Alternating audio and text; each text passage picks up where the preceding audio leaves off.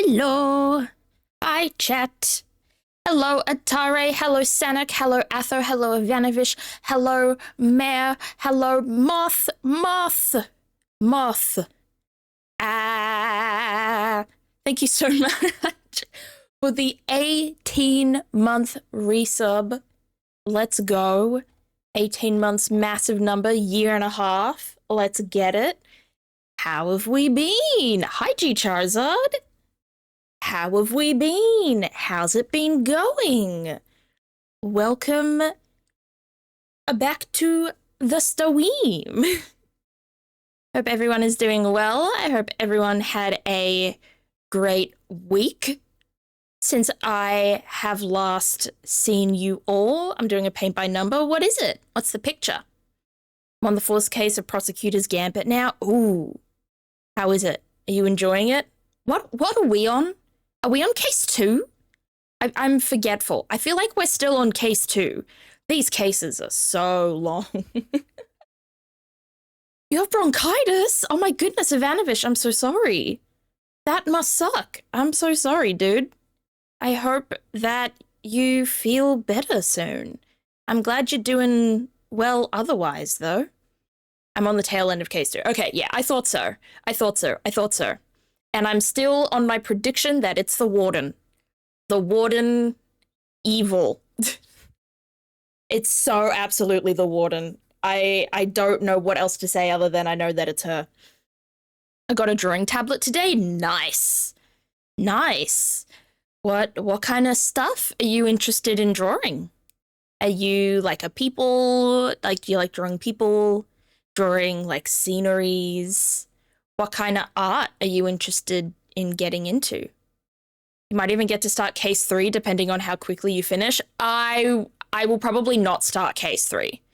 I'll finish case 2 today. I don't want to bite off more than I can chew on my first stream back. I want to ease into it, you know? I got my laptop last weekend. Ooh, nice. Congrats.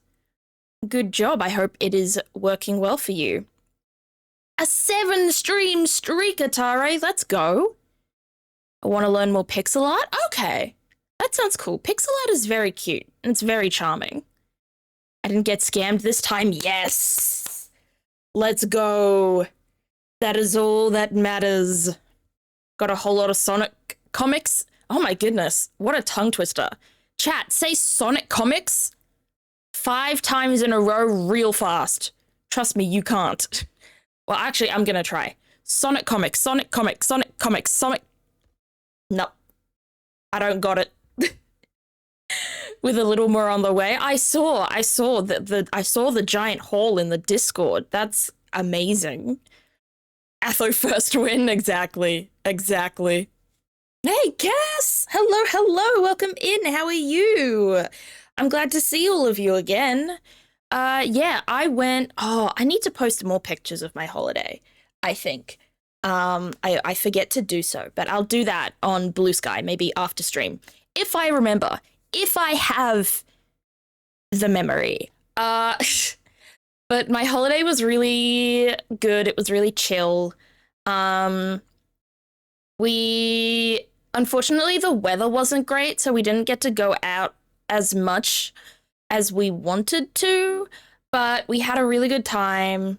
I did a lot of reading, did a lot of gaming, so much Balatro. Oh my gosh. I played so much Balatro. And then Mum and I finished a book that we were reading, and we went on a bushwalk through a national park, which was really nice. You get to see all sorts of animals, water dragons specifically, you get to see a lot of, and then also like kookaburras and cockatoos and water hens and ducks.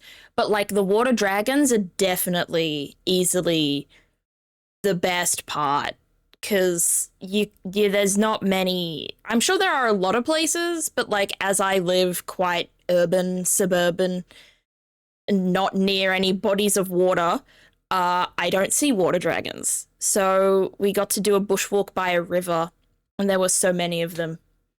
Used to see them a lot when I went up to the city. They're so cool.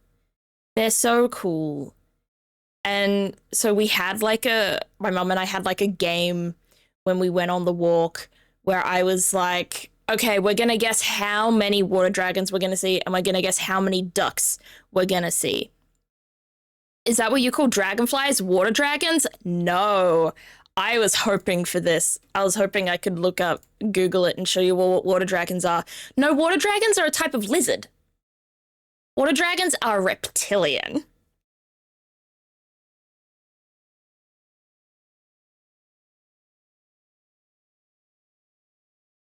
They're very cool. Oh, I need to get. Okay, give me a second. Give me a second. I need to make DuckDuckGo my search engine. My #1 search engine. Hey, Cactus, how you doing? That's all right. I'll do that next time. Go to PC game. Let's go to browser and hope it works. These are water dragons. Ignore probably the myriads of either very well drawn or AI generated literal versions of water dragons. And then this is, yeah, these are water dragons. They're a cool lizard. Let me see if they have like a Wikipedia page somewhere. Australian water dragon. Here we go. Which includes the eastern water dragon and the Gippsland water dragon. I probably see the eastern water dragon. So yeah, they're very cool lizards. They can swim, and yeah, they hang out obviously by bodies of water, and they have a slight gender difference, but I've forgotten what the gender difference is. I don't remember. They have, I think it's the men often have red bellies. Like their stomachs and their chests are red. And that's the, what's it called? The sexual dimorphism between male and female water dragons. So yeah, they're very cool. They're very cool. I'm good, how are you? I'm doing good. I'm having a good time, Cactus. We're just talking about my holiday and all the water dragons we saw. So yeah, Mum and I had this game of we're gonna guess how many water dragons we see. We're gonna guess how many ducks we see. I remember she guessed 10 water dragons, which is what I was gonna guess. So I guessed 15. And then she guessed 6 ducks, and I guessed 20. Because the thing with the ducks is that you either see very, very little of them or you see hordes of them. And I won on the water dragon front. We spotted 13. And then she won on the ducks part. I think we saw 5. So unfortunately, no hordes of ducks. Having a debate on if French toast is wet or not. That's a string of words I wish I never would have read, Atho. Wet? No. Moist? Yes. I think there's a difference. I guess on a technicality, they're wet, but I think moist is a lot more accurate. Yeah, moist, not wet would be my take on the situation. But yeah, they're very cool. Oh yeah, we don't see these ones. Okay, that's the Gippsland one. Yeah, we just see the eastern ones. They're a little fatter.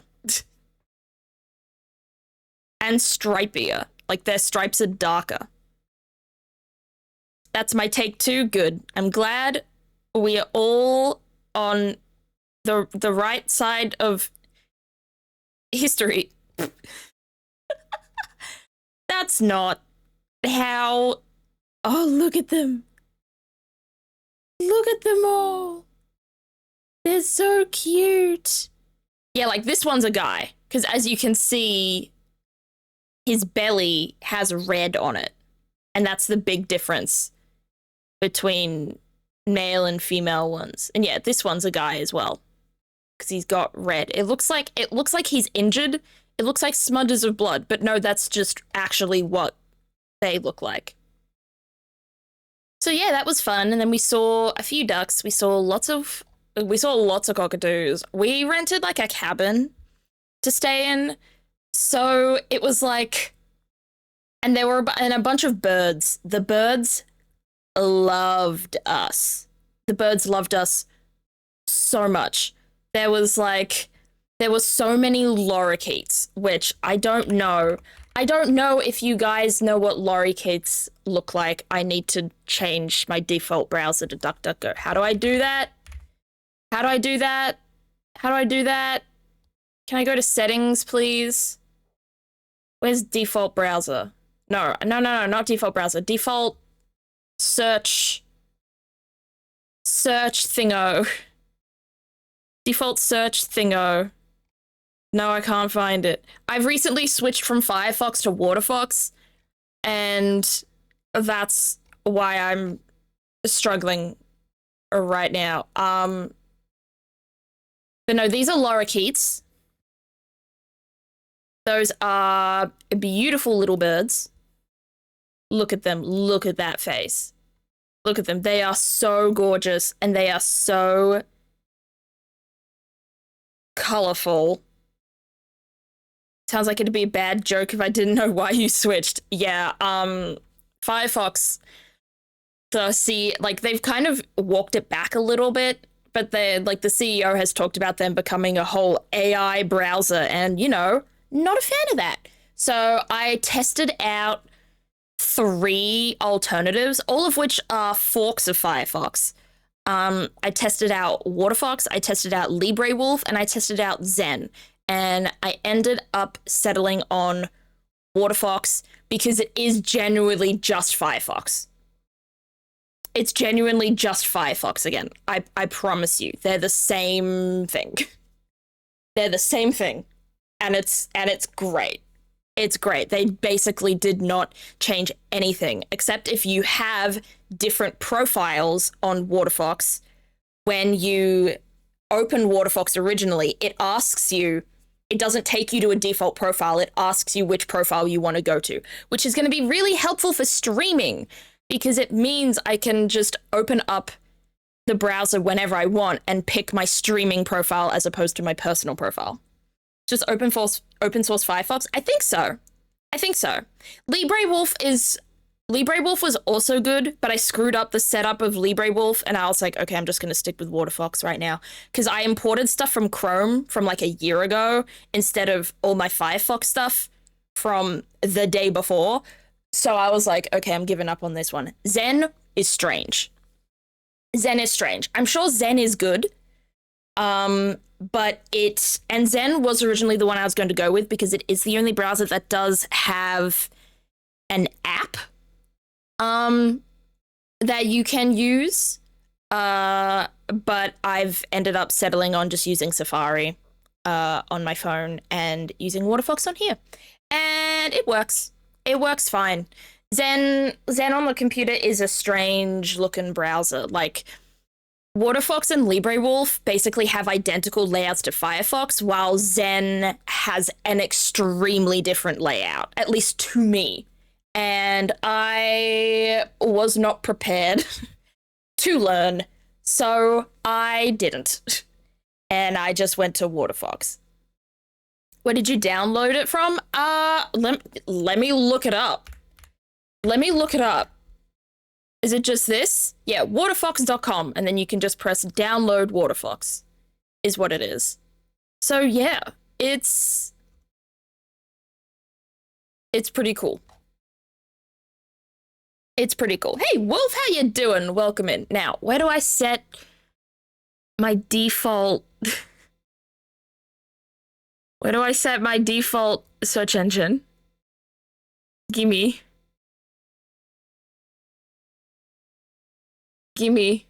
Search. Default search engine. Give me DuckDuckGo, please. I know DuckDuckGo has AI in its stuff, but, like, it's so easy to turn off, and you can tell they're kind of not prioritizing it. Why none of the front page results from that site? I couldn't tell you. That is weird. So I couldn't tell you. I'm sorry. I'm good, and you? I'm good. I'm good. I've had a good holiday. I've been watching a whole lot of tennis. I've been doing a whole lot of reading. I've been doing a whole lot of writing, which is very strange for me. I've been in a flow state, chat.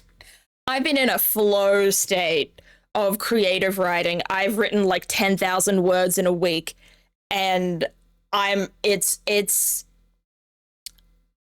not slowing a lot. It's slowing a little bit, but not a huge amount. And it's kind of just surprising me that it's just coming out of me like this, because I don't often have bursts of inspiration that last this long. So it's kind of it's been a massive surprise for me. Water Fox go down. Are we going to get Earth Fox next? Yeah, sure. There might be an Earth Fox, and then an Air Fox. Can be like it could be like Avatar. Yeah, exactly. We'll switch between browsers like Avatar. When one eventually goes down the drain, we go to the next one. Though, if we're really going with the Avatar cycle, we should have gone to Air Fox before Water Fox. But we let that slide. Then we get Star Fox. Isn't that a game? Isn't Star Fox a game? Am I silly? Is Star Fox a game? Yes. Yes, it is. That's the joke? I thought so. And then Light Fox and Dark Fox after that. Yeah. We're going through all the elements. We're going to go through them like Pokemon types. I never played Star Fox. No idea what it's about. What it looks like, though, it's a fox in space. This guy kind of reminds me of a Basil Brush. If you know, you know, chat. Can't wait for Bug Fox. Yeah. Bug Fox is super effective against Psychic Fox. The code is dicks. Okay, me. That would be... Oh, shit. I have to do something. I have to do something real quick. Ah. Okay, let me go back to my just chatting page, because I have to go to my other profile. I have to go to my other profile to turn this off. No, that's the wrong profile. Ah! Give me a second. I gotta go to Twitch. I have to turn off hydrate, because I don't have a bottle of water with me today. Oh, I'm not logged in? Oh. Do I just get a glass of water, chat? Do I just BRB and grab a glass of water so you can all hydrate me if you want? Maybe I deserve to be shot. I don't know what the context of that is, but you know what? Sometimes, yes. I do think so. All right, I'm actually going to BRB and grab a glass of water so I can actually hydrate when you guys tell me to. And then we can get on to, like, squares and word games and stuff. If you guys... Oh, no, wait, I'm going to do that. Okay. I'm gonna run the poll while I grab a glass of water. That is good and an efficient way to work with my time. Long word game. Pokadal, Contexto, squares, words on stream. Okay, if I can spell stream right, it doesn't end with an N. Okay, I'll BRB.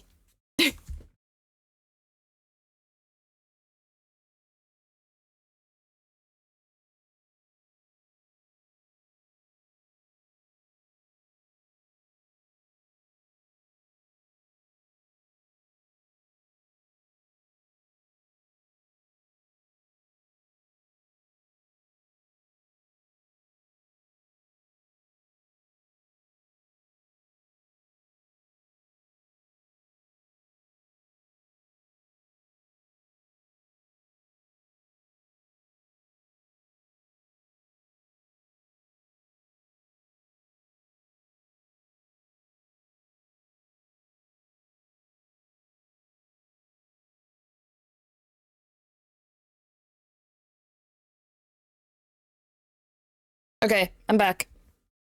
What are we talking about? All my homies hate Matang except for my homies that don't. I mean, yeah. Yeah, sure. 90% sure that I was one of the homies who doesn't hate Matang. I don't think I hate Matang. I don't remember my context, so maybe I do in fact hate Matang. I think I might hate Matang in the context of Pokemon Mystery Dungeon. Yeah, I feel like there's a potential. I'm not into women anymore. I like doors. What the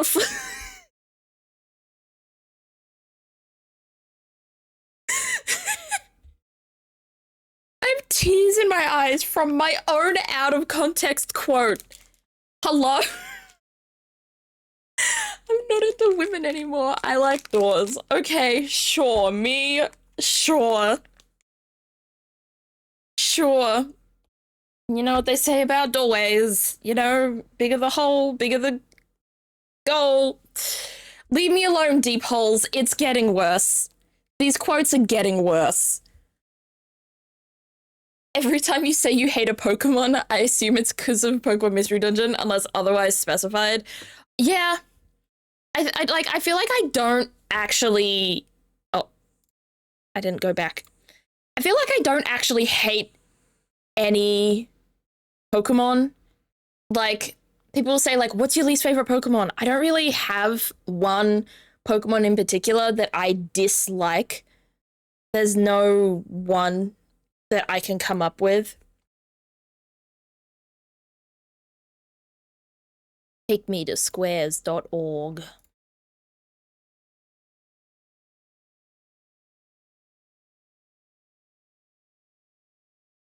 Oh, jeez. Oh, jeez.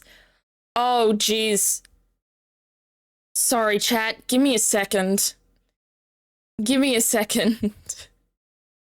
Give me a second. I need so many ad blockers. I need ad blockers. Look at my squares, dog. Look at my squares, dog. I'm getting ads out the wazoo. Leave me alone. Give me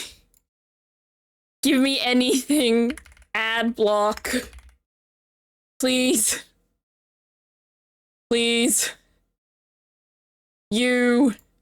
Ad. Please. Ad. Please.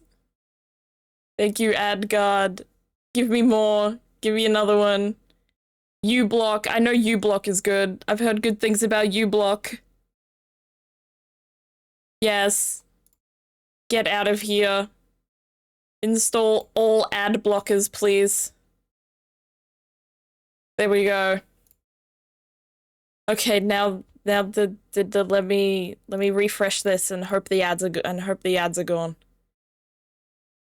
Okay, they're gone. All right, we're back. I stole your fart. See, I can't even get context for that because I said that in just chatting. So I don't even know. I can feel the desperation. I use a manga site and the ads it forces you to see. Heavily not safe for work. Yerp. Yerp. Yerp. Remember when we played Squirtle that one time and we kept on getting Marvel Rivals ads, but they were all just pictures of the characters' butts? Like, what kind of advertising? All right, that's the word that gets the V out. I remember that. I hate this squares. I haven't finished it. I think I got to like 30 something out of 45, but I was losing it. I remember that much.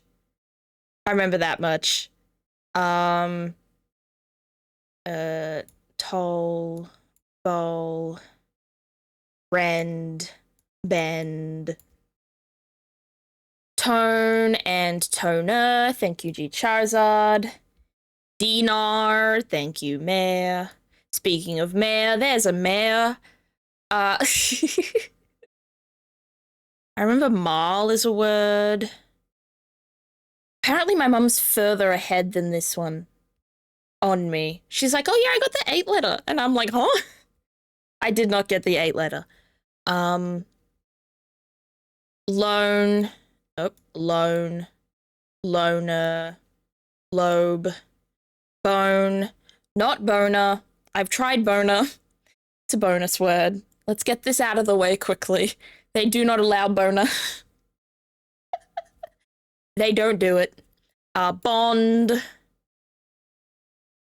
Marvel Rivals is leaning so hard into the fan service. Yeah, I've heard about the Deadpool release though, and I think it's really cool that they've made him tone done. That they've made him like a flex character that's a part of every role. I think that is super interesting. Also, the fact that they have a Loki skin that's a woman and like leans into like Loki's gender fluidity. I'm impressed by that as well. So, will I ever try Marvel Rivals? I do have it in my Steam library. I've given my friend a deal. I've given my best friend a deal. I've said, if you come back and play Valorant with me, I'll play Marvel Rivals. And that's our deal. And he's voiced by Sayu. I heard that. I only found that out today, actually, because I don't watch anything else Penumbral does, the VTuber, but I watch the shorts he does that are like, here's what happened in the world of VTubing in about 60 seconds. And he does like a catch up on everything that's happened in VTubing over the past week. And yeah, that's how I found out that anime, I remember that. I did find that in the game, in my original version.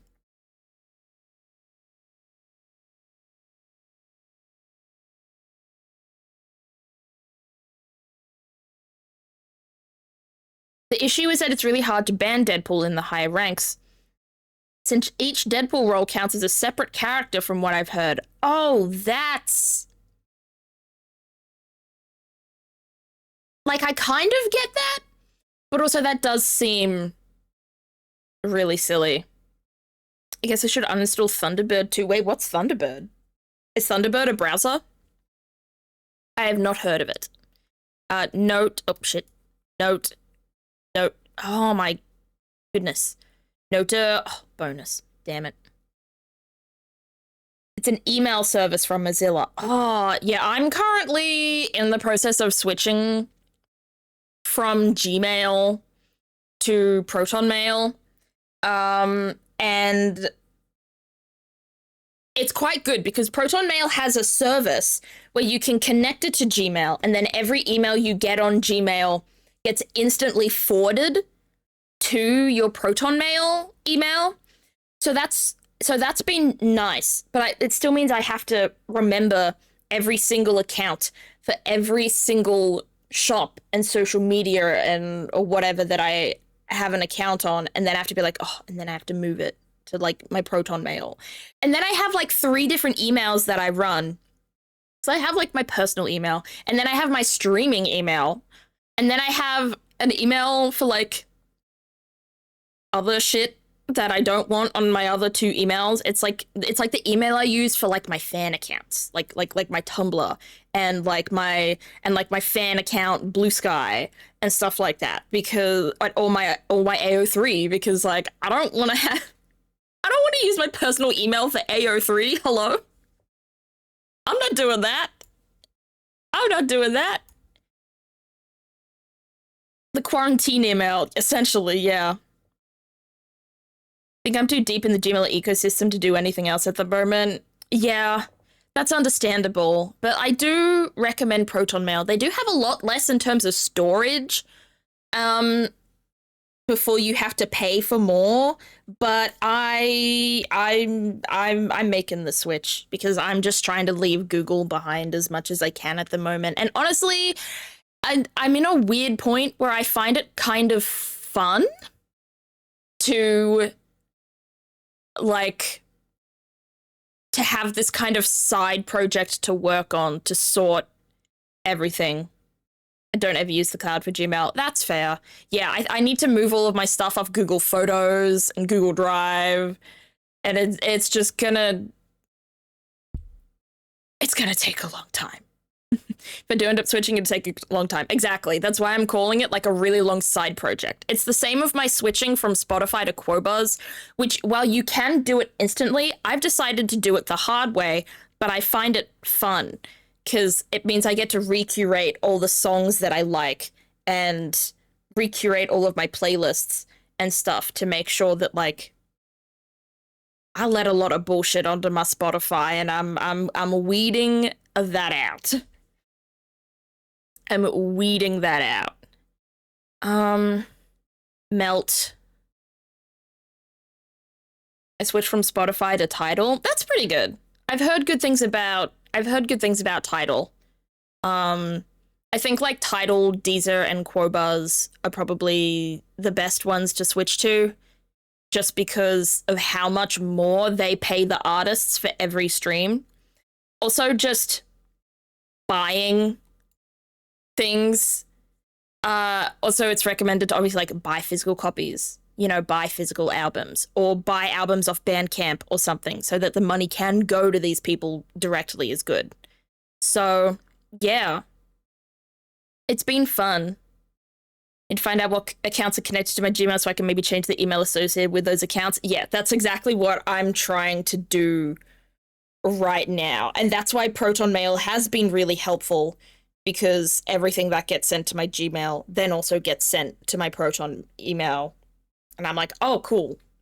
Can do that then. Want to get a good audio setup and start building a physical collection? Yeah, I don't have a record player, nor do I have a CD player, but my mum has a CD player, so I do play some stuff on her CD player sometimes, because other than my massive collection of K-pop CDs,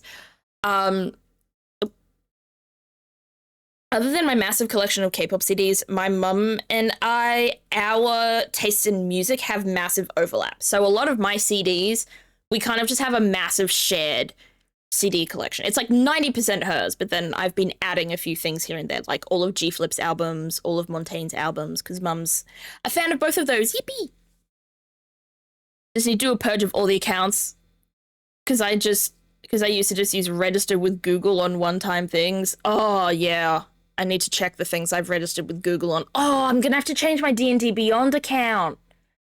Oh, that's gonna suck. Oh, well. Oh, well.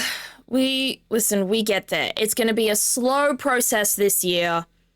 But I'm gonna do it. I don't know how else to describe it other than I'm just gonna keep going as much as I can. Is turn a word? It is. Nice. Is Arlo a word? It's not. I feel like I got all the A words gone, but I don't remember. Melton, I do remember getting that. But Meltoner is not a word. Rude. Is mellow a word? Nope. Meto. Meton. Metol. Melon, yes! I remember. I did have melon. Is melana a word? Nope. Rude.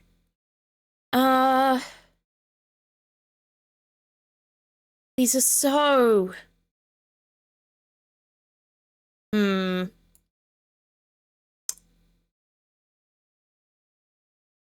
It's just, this is just a hard squares. The hardest squares are always the ones where there are no vowels in the inner four. It's always harder when the vowels can only be found on the outside, because it makes it really difficult to just go straight through. I found it really easy. Okay, fuck you. You also got a Wordle in 3 yesterday that I failed on, so congratulations. I just okay.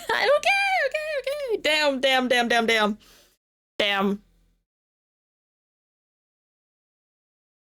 Noob. Null. Nult. No. Oh, nope. Burn. I only have 13 apps with account access. Wait, how do you know that? How do you know? Omelet. Never heard of that in my life. See, I don't know how to find out what I use my email on, so I've just been doing it as I get promo emails from those accounts. I'm like, oh yeah, I have to change my PC case gear email. Oh, I have to change my work email. The email that that's associated with me at work. Reno, thank you. Nerd. Oh my goodness. Okay, everything. Okay, top row is almost gone. I did do Nobler, right? I did. Noel. Let's go, let's go. Go to accounts.google.com, go to security, scroll down to third-party apps. Oh, nice. I am screenshotting that. Thank you so much, Atho. Legit, thank you. I appreciate that a lot. That's really helpful. Atho is my tech genius. I can't wait to go to you for all of my computer advice this year. /J. I'll just be putting it in a channel in Discord and then hope Atho replies. Just occurred to me that I don't need to be listening to stream full volume and suddenly I'm not overstimulated anymore. Yeah, that helps. That's definitely I can see how that's helpful. I can see how that's helpful. Manny? Like Manny Petty? Nope, bonus word.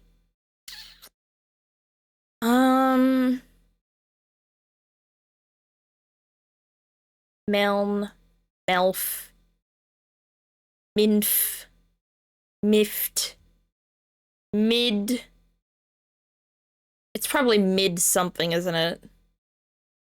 I feel like Flob, Flon, Flern, Flem with an F, Flet. See a message from you in Discord in approximately 1 day. Maybe. I've got a couple of other things at the moment that I want to get done before I really go on to my computer issues, but I really do need to work on my computer issues because I have found in particular that my Overwatch has started to lose frames, which is really inconvenient because I'm playing Overwatch on stream this week in a few days with Max. So I hope it doesn't interfere with that. Nair, Nal, Nam, Mon. Oh, that's Moran. Merle, I swear I did that. Yeah, that's already done. You gave me that earlier. Marlet. Narette. Noet. I don't like this bee. This bee is looking at me strange. Should be swapped with here so I can do nimble. Oh. How many are we at? We've got 6 left. Alright, I can't hint yet. Mara. Mern. Minf. Nope. Merlet. Ah, nice.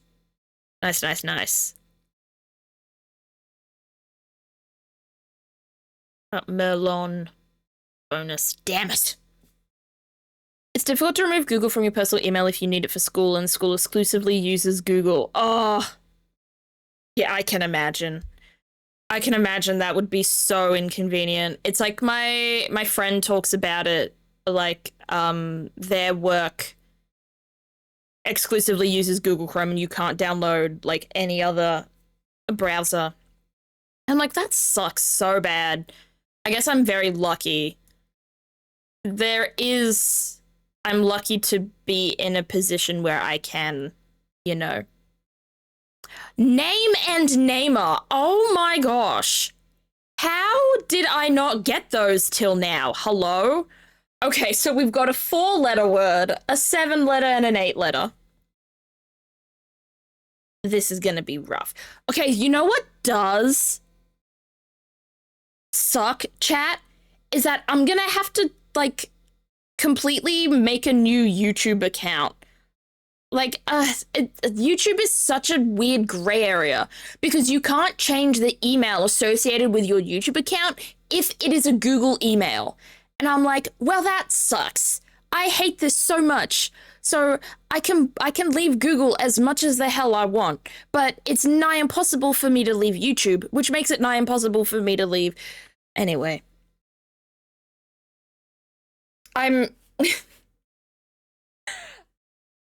It's Nobleman, isn't it?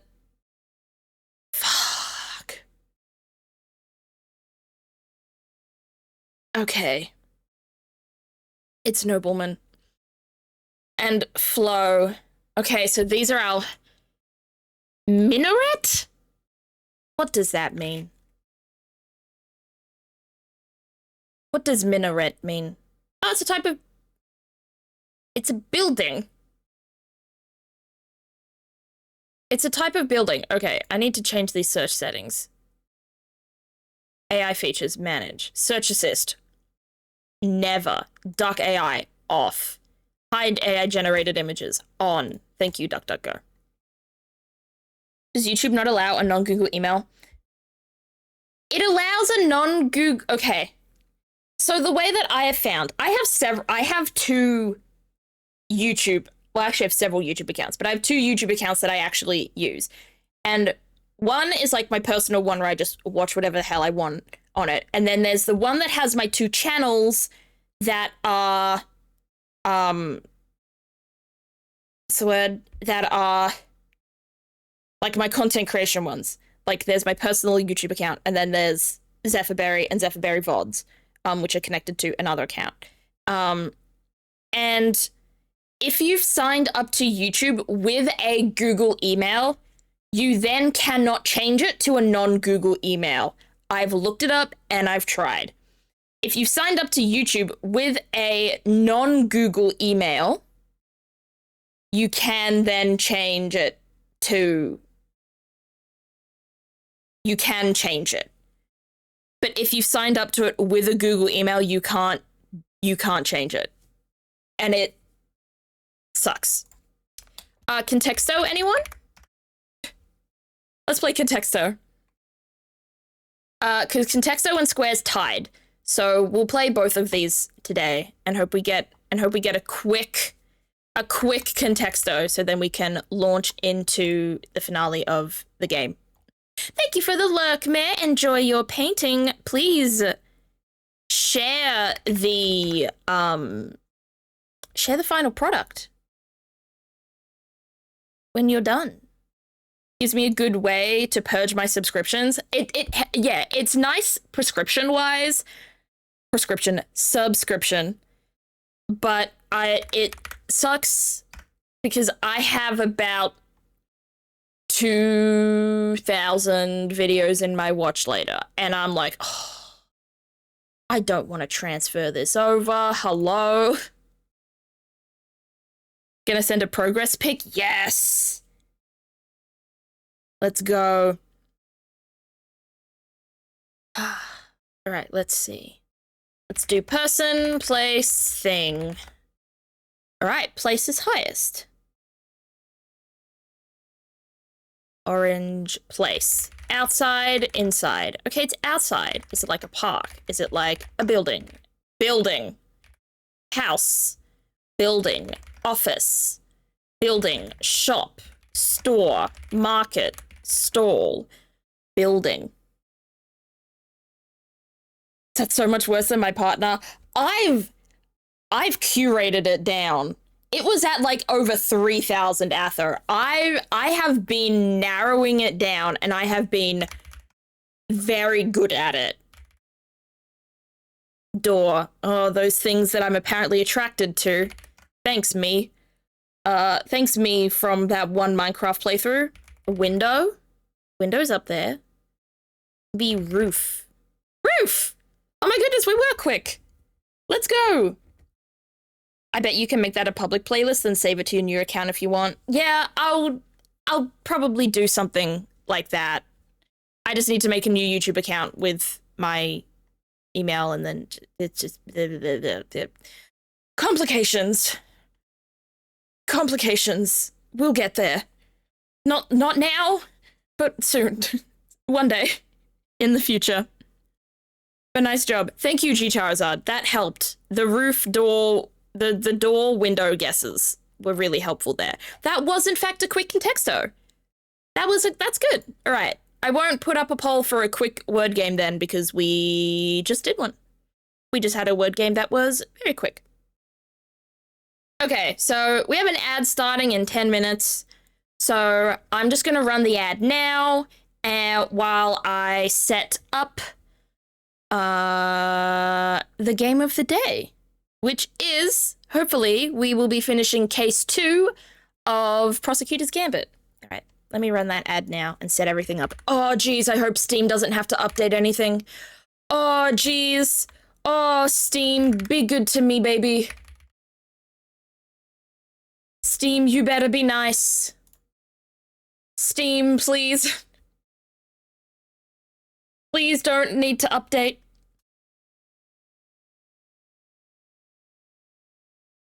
Praying. Pray with me, chat. That Steam doesn't have to update anything.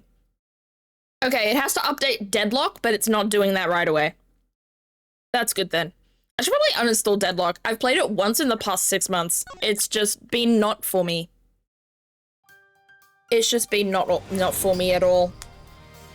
Oh. I can't believe we're nearing the end of this case.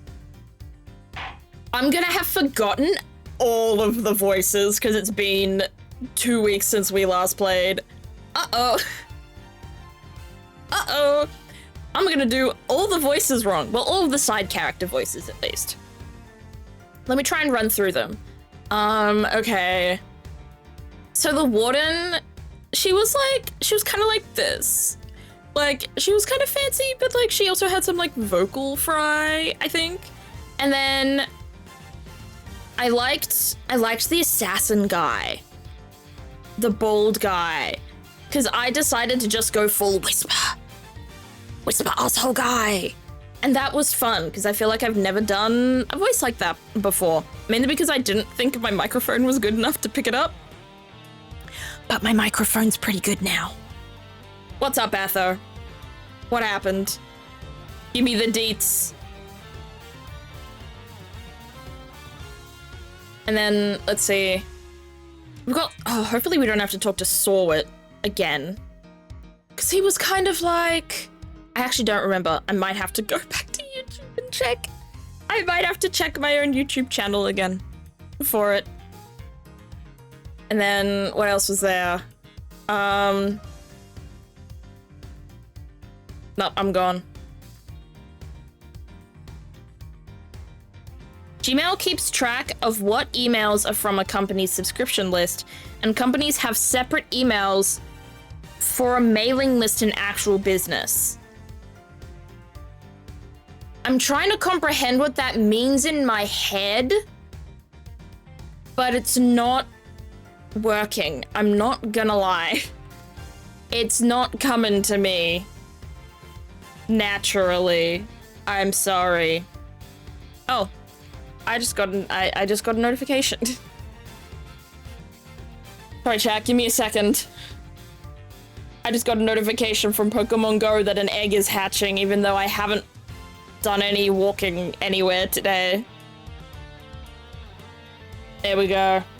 What is it? Oh, it's a Toxel. Toxel is cute. He's like a funky little weird baby guy. Okay, ads over. Nice. In Gmail, go to the left, click more, manage subscriptions, and Viola, there's all of the emails you get from a mailing list for adverts and random spam. Oh. See, Proton Mail has one of those, but I feel like it was easier to find. So I'm glad that Google also has one. Sorry, let me just catch this Venonat in Pokemon Go real quick. Hey, Venonat. Ooh, you're a 3-star guy too. Let's go. I'm gonna keep you for now. All right. Done with Pokemon Go. Done with distractions. Done with distractions. Let's play the game. Okay, so Last time we played Ace Attorney Investigate. No, my frames. No.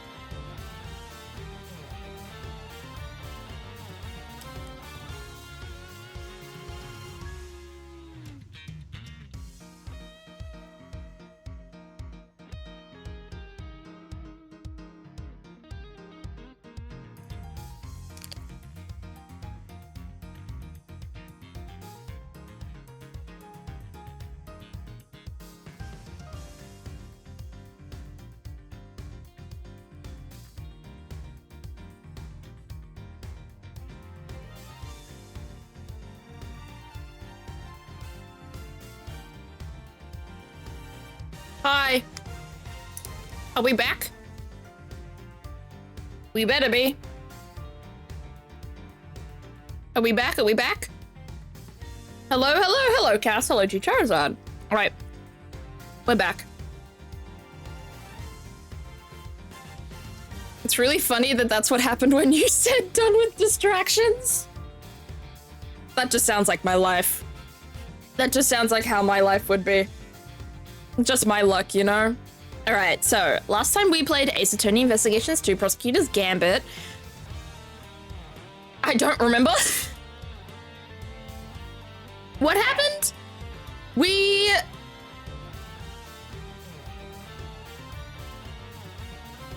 I don't remember.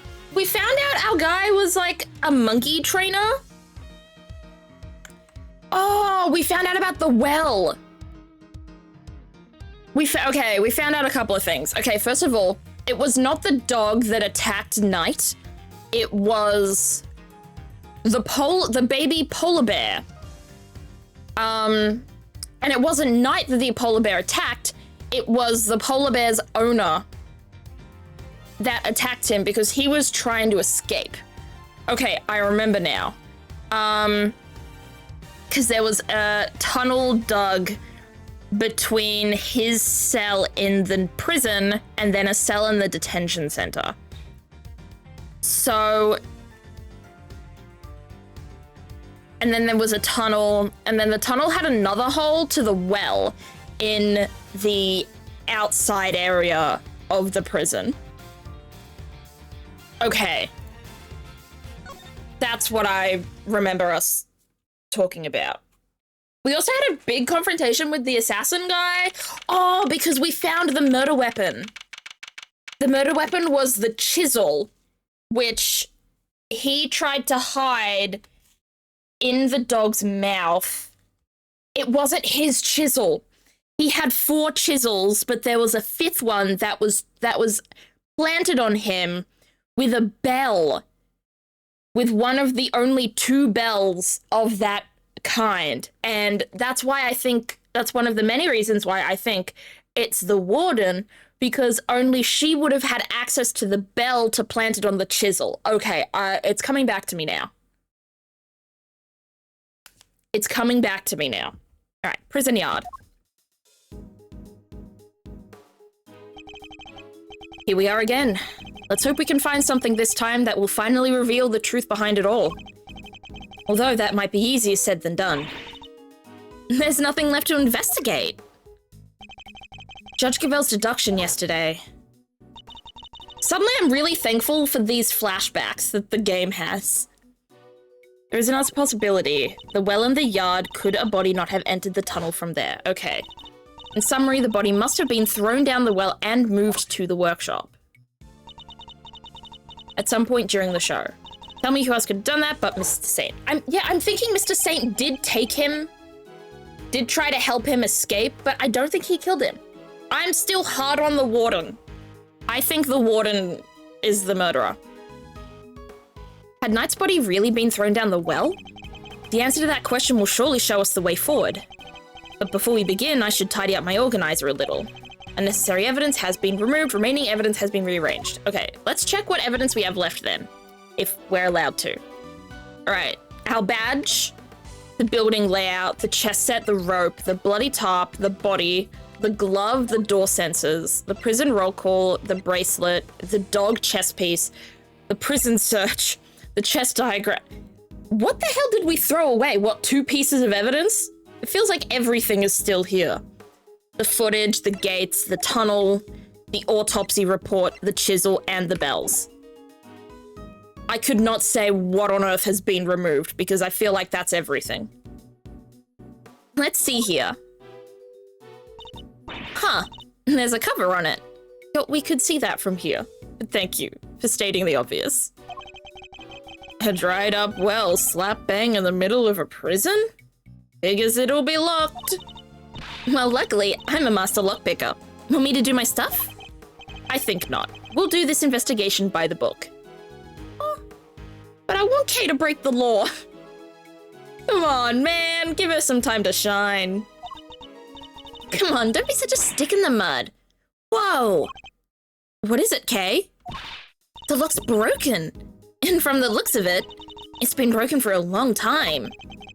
If that's the case, then anyone could have thrown Knight's body down the well, so no one had to have access to it.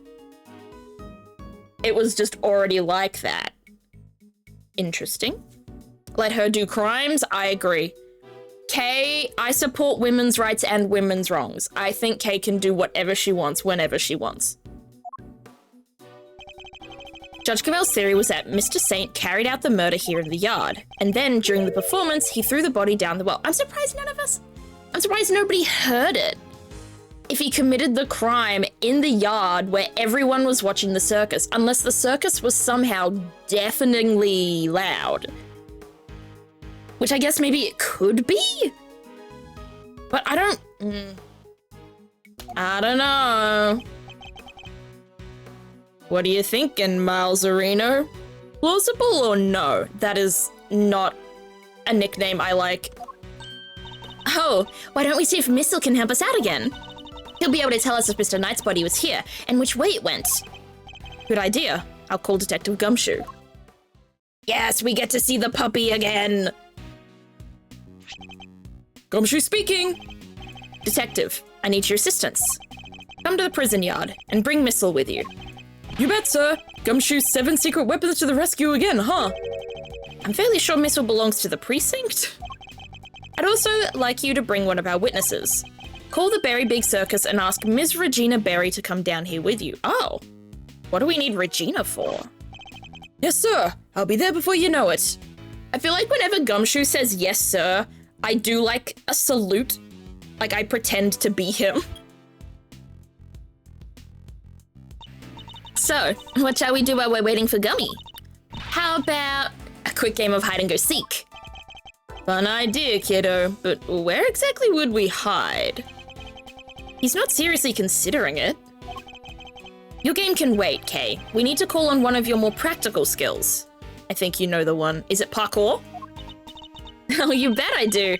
One crime scene recreation coming right up. Oh! We haven't done this yet this game. I was wondering when this was gonna come back up.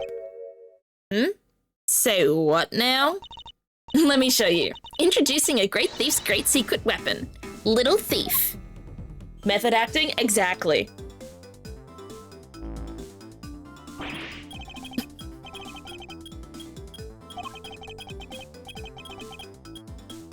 Oh, they're gonna give us a tutorial because it's the second game. Because they're gonna have to, quote-unquote, explain to Fender. Wanna talk me through the deets? What are you doing now?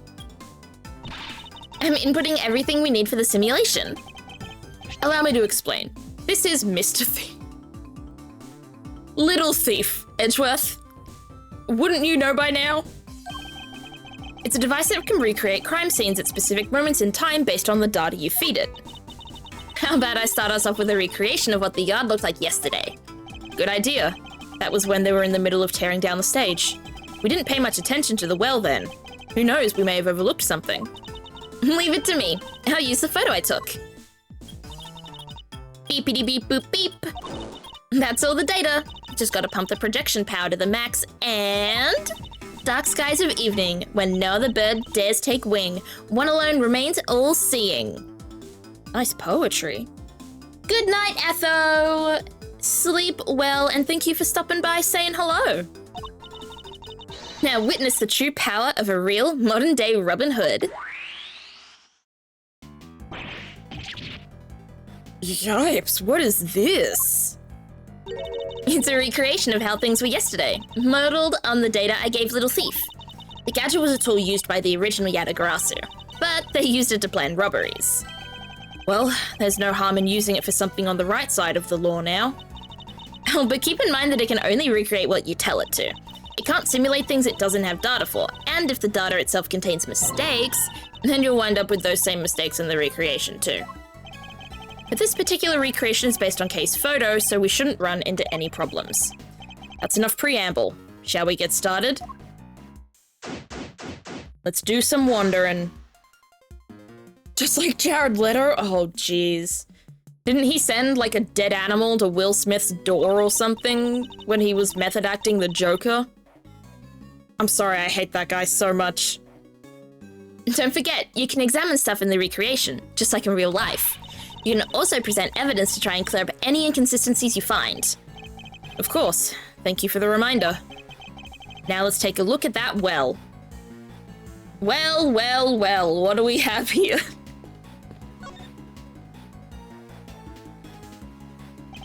We should examine this area carefully. It may just hold the clue we need. All right, let's go to the 30 pounds first. It's a metal weight. Looks like it weighs... It doesn't make it tricky to read. It says 30 pounds right there. You can't see, chat, but look at it. It says 30 pounds. That's not even remotely difficult to read. That is 30 pounds. 30 pounds. There we go. Ooh, we've got some deductions to make. What does anyone need such a heavy weight for anyway? Doesn't seem related to the circus show. Then we got some rope. I think it was dead rats and pigs. That is disgusting. It just feels so unnecessarily cruel to the animals as well. Like, for their bodies to be used as like a shock factor. It's just so disrespectful. Kind of reminds me of the ropes we used for playing tug of war in school. The answer is no, okay? Kay wanted to play tug of war. Apparently tug of war is like, there's a campaign to bring it back to the Olympics. I think that's really cool. I think it would be fun to have a tug of war sport back at the Olympics. Metal stick on one end, something used to put up a tent, but there was no tent. Which case, what was it used for? Nothing of interest here. Oh, okay. Bunch of pulleys. They don't seem to be well pulleys for lifting buckets. The well was behind the stage, which means there aren't many people who could have thrown Knight's body down it during the show. This is looking worse and worse for Mr. Saint. So what do you think all the stuff around the well was used for? I can't see any of the animals needing them for their parts of the performance. Indeed. Nothing immediately strikes me as a likely purpose. We'll have to ask Miss Berry later. Alright. Let's see if these deductions, we can put them together. So were the pulleys, rope, and weight used for the... They're not? They're not connected. Oh, I died again. I'm back again.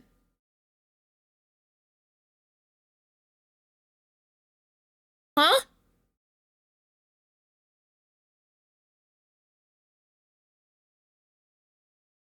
I think is it fine? I think we had a blip. I think we might be back. We're back? Okay, cool.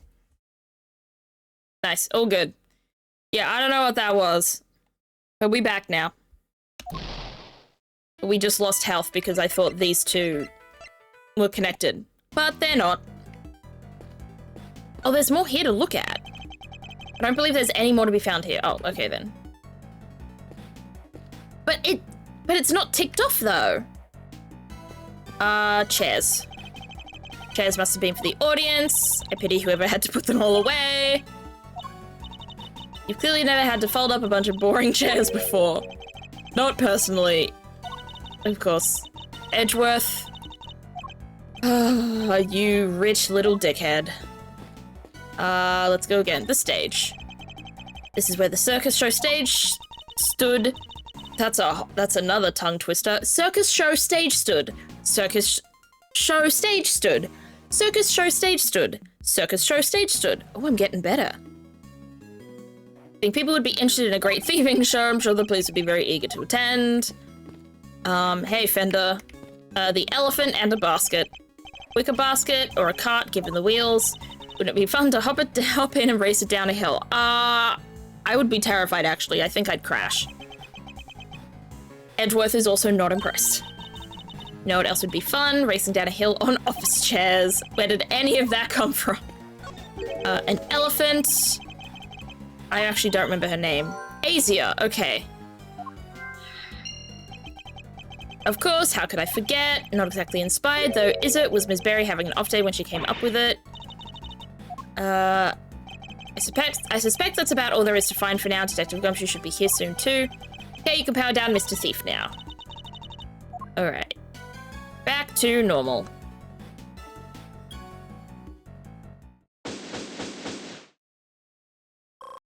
I love Kay's sprite so much. Her face is so cute. Sorry, sir, I came as quick as I could. Ha! Speak of the devil. Ah, detective. That was indeed impressively quick. You know me, sir. Never did like to keep you waiting. Thanks for coming all this way too, Regina. I don't remember Regina's voice. No problem. This seemed way more fun than rehearsals, so I ditched them for the day.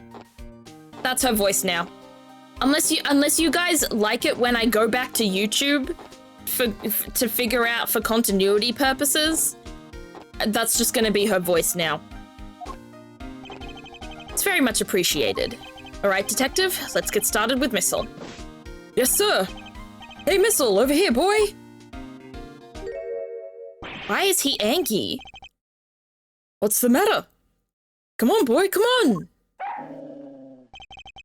What's wrong with him? Looks like he's scared of something, sir. Oh. Yeah, the alligator would do it. An alligator? Guess he's not a fan, sir. Well, I doubt he'd be of much help to us like this. Any other bright ideas, Mauserino? Yes, actually. Miss Berry, would you mind lending us a hand? I'd love to. Just tell me what you need. Do you want me to teach Allie some tricks? I don't doubt she could do it, but nothing quite like that. I'd simply like an account of what the yard looked like during the show. I like where this is going. You're thinking of us using Little Thief again, am I right? If you'd be so kind. Why is there an alligator here? Beats me, man. I could not tell you.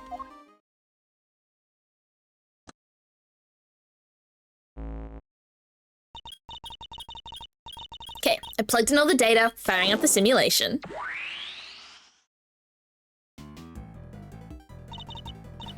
Oh, why is the well all staticky? It's all blanked out. Here you go. This is what the yard was like during the show. The time at which the body was purported to have been thrown down the well. Oh wow, this is so amazing! It's like magic. No magic here. Just sweet, sweet data. Which is why... The area behind the stage is missing. Yeah, Regina said she wasn't involved in getting the stage set up, so we don't have any data on what it was like back there. No data, no simulation, huh? Brutal. I'm so sorry, you guys. It's all because I let Simeon do everything by himself. Oh, no, it's all my frilly associate's fault. Objection, Fender. Anyway, we've got a fresh simulation now, but we still have the other data too. I can switch back whenever you want to the recreation of them taking down the stage. Okay, that sentence did not work in my head for a second there. So we can examine the scene both during and after the show, and switch between the two at will. I can switch between recreations by using T to talk with K. Alright, let's continue the investigation. Okay, well, the first thing I want to do is try and deduce something. Would it be items around the well and Asia the elephant? No? Okay. I'm trying to fix this too quick, aren't I? Let's go right to left this time.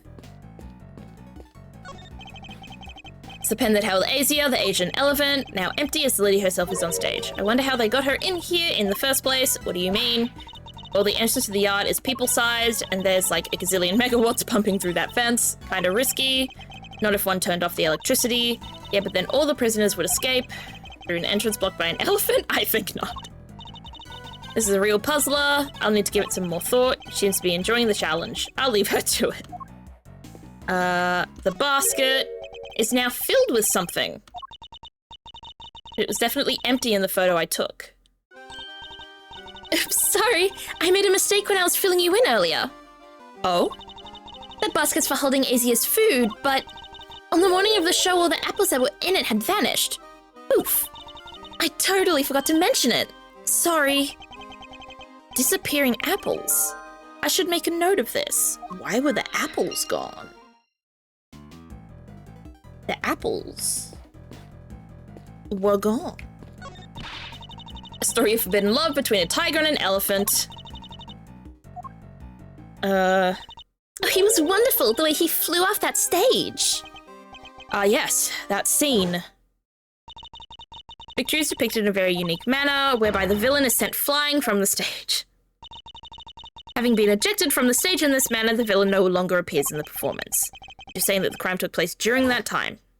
So if it took during that time, then Simeon could not have done it. Right? It was my Susan, she stole them all, they're her fave. I'm not much of an apple person.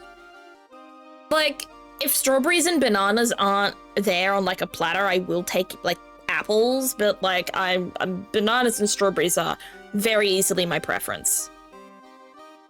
Roughly how long would you say Mr. Saint was off stage for, Ms. Berry? Let's see. I guess it was around 15 minutes? Just as Judge Cavell said. Uh-huh. Isn't it pretty hairy health and safety-wise having an elephant fling a guy off the stage? Not at all. Isaiah is very gentle. I'm not sure it changes much if she flings him gently or roughly. Too gentle, in fact. When we first rehearsed it, she barely nudged him. But by the end, he was flying off that stage. Not because of Isaiah, though.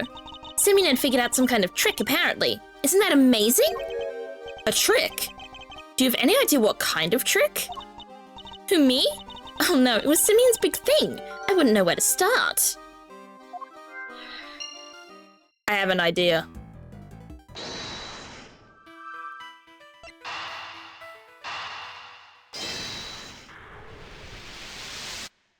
Yes! There we go. Finally, one of my deductions is correct. The trick Mr. Saint performed for his big scene, could it have something to do with all the items we found by the well? Okay, I'd like to have another look at the equipment around the well from yesterday. You know if Mr. Thief bring up the recreation from what they were tearing down the stage? You got it! Her smile is so big. Taking another look at these items, could they not have been used for this trick of Mr. Saint's? Sounds plausible enough. Hey, I could maybe add it to the simulation. Good idea. Please go and ask Mr. Saint for the details. Roger that. I'll be right back. Bye. See you around. See you later, alligator. I'm back, and he told me exactly how he did it. Excellent. Well, how does it work? He said he used the pulley at the top of the well to suspend a heavy weight from a rope, and lowered that down into the well. The other end of the rope went through 2 more pulleys, and was tied around his body. I see. So he used the downward pull of the weight to help him launch himself into the air. But how did he make sure the weight only dropped when he wanted it to? He used a stake to stop it, that's how. Miss Berry didn't seem to know anything about the trick or the contraptions he built for it. In which case, I suppose it must have been Mr. Saint himself who pulled out the stake. How would he have done that when the stake was all the way over there? That's right, and to do that, he used a second length of rope. He tied it to the stake, and then, when he gave it a sharp tug... I see. The stake was released and the weight dropped down the well. It's a great trick. I have to steal it. This one has to go in the Great Thief's repertoire. It may not be quite that easy. These kinds of circus tricks can require years of practice to master. Simply stealing the idea won't be enough. All right, practice it is then. Well, before you run away to do so, would you mind updating the simulation? All right, then we can see how it all worked for ourselves. Okay, I'm switching back to the recreation of the performance. I was gonna say, is Little Thief gone? Now to add in the data. Little Thief should be able to produce the trick now.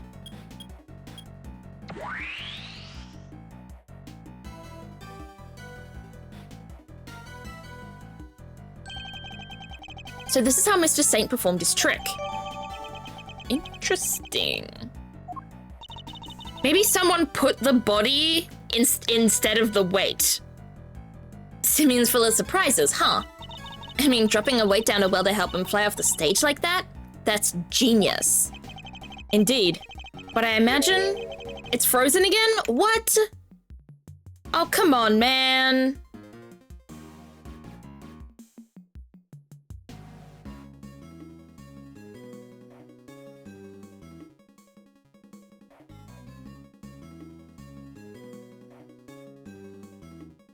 Okay, I should be back now. Hey, everyone. I don't know how long I was gone, so I apologize, but all I was saying was that, the weight is still there, but maybe he had several weights, but the thing is the weight is still there when he's doing the trick. So I feel like maybe the body was the weight instead of the actual weight this time round. It would have taken some serious pull to lift him into the air like that. Yeah, and probably a ton of practice. Alright, let's do more deductions here. 30-pound weight. No, never mind. Disappearing apples, pulling force. No, it wasn't the apples? Okay. I'm gonna do pulling force, 30-pound weight. There we go. I wonder where the apples come in. That's such a weird piece of evidence. Wait, doesn't this seem odd to you? No? You haven't noticed, Detective? There's something strange about the weight we found. How heavy it is, how there's only one, or what it's made of. How heavy it is. The one weight on its own wouldn't be heavy enough. A single 30-pound weight couldn't have lifted Mr. Saint off the ground. Oh yeah. In which case, could there perhaps be some weights missing? Sounds like a job for my 7 secret weapons, sir. Should the need to use them arise, I suppose I should speak with him then. Okay. Let's try this again. I feel like this is where the apples come in. It's not. Alright. Let's go back to the well then. That's one heavy weight. Kinda makes you think how much this must all be weighing on Simeon. It does? I'm not sure I quite see it myself. Oh? Too bad we don't have the real thing here. Otherwise, I'd hang it around your neck like a big old albatross. Then we'll see how you like it. You'd face some stiff resistance if you tried. The tops? This top, it's just like the one we saw in the workshop. This top is just like the one we saw in the workshop. Okay, twins. Why is it here? Why is it here? Are you okay, Mr. Edgeworth? And I intend to stay blank until you stop stealing my thoughts. She's a mind reader now. Mr. Saint used the well to construct a contraption that would send him flying from the stage if made clever use of 2 ropes. How about this one? A pulley and a rope. I suppose the 2 do tend to go together. They sure do, just like the great thief and her treasure. Can't have one without the other. She's so cute. Anything. The rope? This is the rope that was hanging down the well, but there's no pinata at the end. Okay, where did pinata come from? Do try to be serious.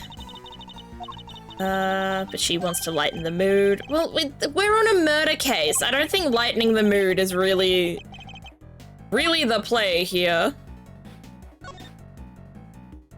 Else? I don't think so. Okay. Yeah, we completed that. Chairs. Chairs are lined up neatly for the show, though we know there were a few empty seats during the performance. Something about this space, the way the seats are arranged, reminds me of a karaoke contest. Oh, I thought she had actually something, like, suspicious, important to say. Alas, incorrect. You entered a karaoke contest, I sure did, and I came in second. Oh. Now I need this game to pull a AI the Somnium Files and have Case singing at the end. Even in the depths of night, when no other bird dares to take flight, one alone soars to shine, the light of righteousness on the world's blight. Tell me you didn't actually sing that. I sure did. She did well to take second place. Stole might be more apt. Edgeworth. You rude little man. Rude little man. I think there's nothing else to look at. Didn't we want missile? I know just what you're looking for, it's written all over your face. This may be temporarily active action, but my fishing rod is good to go, and if you want to give the metal detector a shot, I have that too. Okay. I've never seen him so excited. I'll be sure to let you know if I need either of them, detective. Maybe metal detector and the insufficient weight? Question mark? There we go. We're making connections. Slowly. Detective, I have need for one of your secret weapons. Roger that. The metal detector, if you would be so kind. Yeah, fuck your fishing rod. Oh, jeez. I'm never gonna get to use my fishing rod. Bro, just use it for actual fishing. What?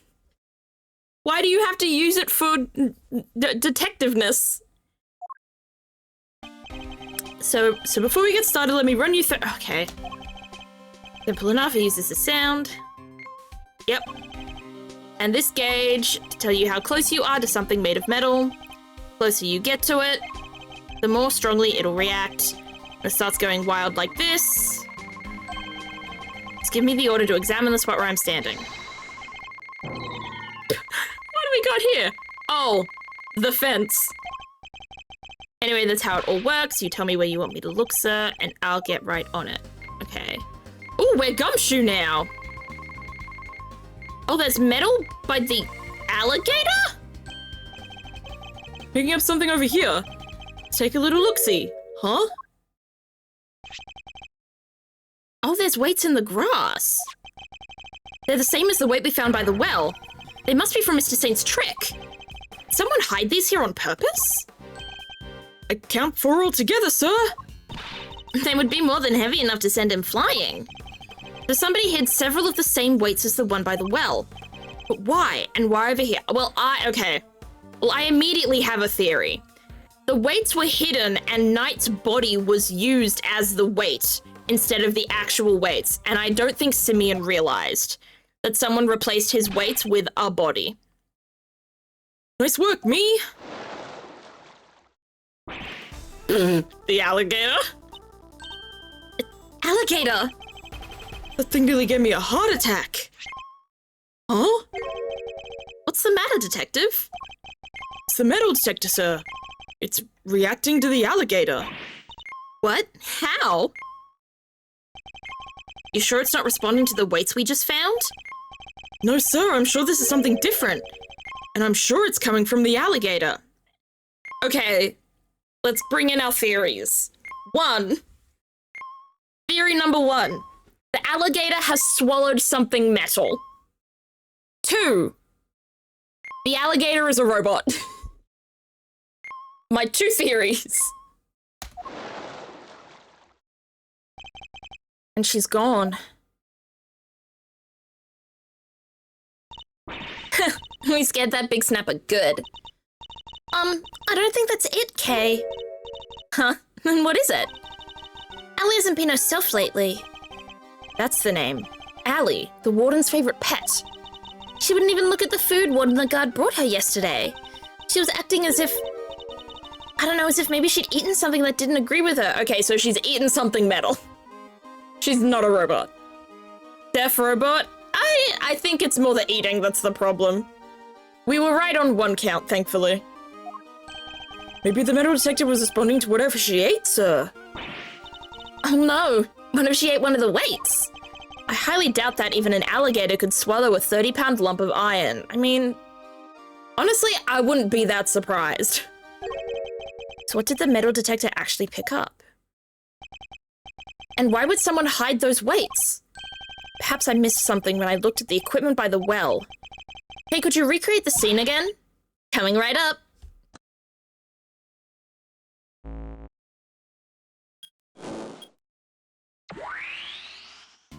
This thing must have a super sturdy battery. Back here again. I'm gonna scour the scene and inspect anything that catches my attention. Again. Be up here? It looks like this was designed for raising and lowering a bucket. No sign of the bucket, though.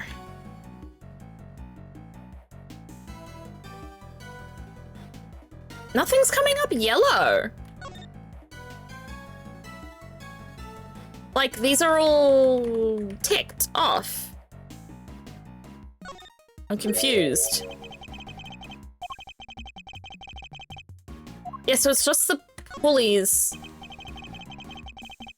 the rope, and the 30-pound, just one piece of rope. It seems we have a contradiction. Oh, okay. There's usually 2 pieces.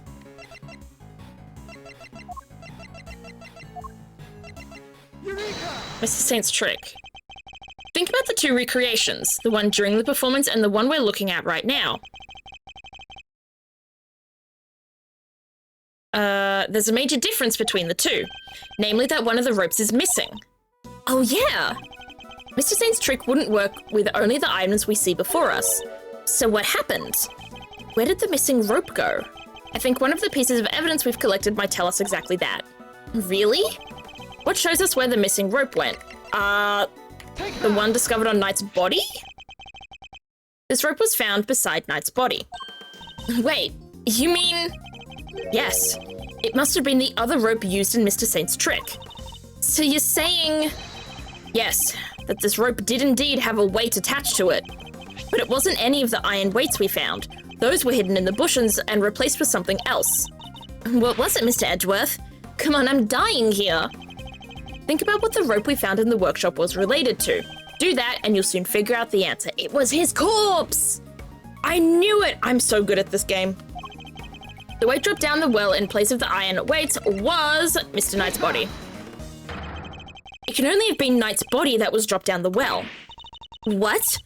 Mr. Knight's body was the weight? Yes. Somebody first swapped out the weights used for Mr. Saint's trick. Then, Mr. Saint used the contraption to make his exit from the stage. When he let the rope around his body loose... Thank you, Charizard, for the applause. Both the rope and Knight's body fell to the bottom of the well. That rope was never used to restrain Knight. It was used to suspend his body halfway down the well. From this, we can easily see why most of the weights were hidden. So that no one would realize they'd been replaced with the body. Precisely. We can then further deduce that they were hidden by the killer. Whoa there, gang. Wasn't poor old Bronco stabbed in the neck? Wouldn't there be blood everywhere, including down the well? Oh, the killer thought of that, which is why they used this. What did the killer use to stop Knight's blood from going everywhere? The top! I'm connecting the dots. I'm Shane Madej. This tarp was found with the body. I think it's likely that Knight's corpse was wrapped in it. Ooh, another piece of the puzzle falls into place. It's all coming together now. Love it. But all we're doing is proving that the body did go down the well. Which means we're helping to prove that Simeon was the killer. No, not quite. What about what Judge Gavelle said yesterday? Ah, but if Mr. Saint truly is the killer, why would he need to go such lengths to commit his crime? That's true. Knight's body fell down the well when Mr. Saint used his contraption during the show. Therefore, it reveals nothing about where the real killer actually was or what they were doing at the time.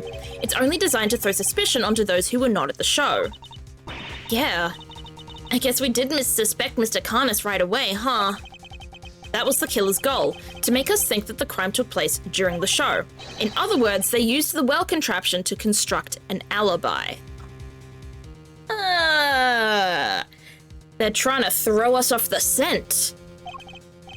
Ms. Berry, when exactly did Mr. Saint put his contraption together? It would have been the day before the show. The night before, actually. Yes, we started getting ready for the show at around 9 p.m. And I think we finished at around midnight? In which case, the killer must have switched the weights out for the body after that point.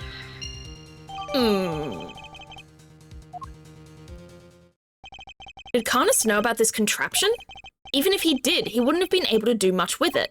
And I highly doubt that he taught his dog to suspend bodies halfway down wells. Which means Carnus isn't the killer. Well, I could have told you that. I did tell you that ages ago. I'm telling you, it's the warden. Let's get some cues in here.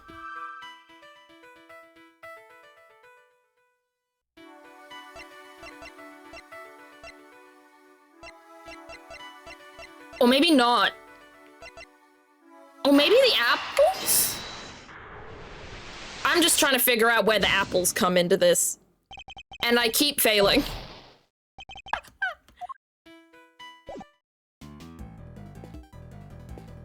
What am I supposed to do?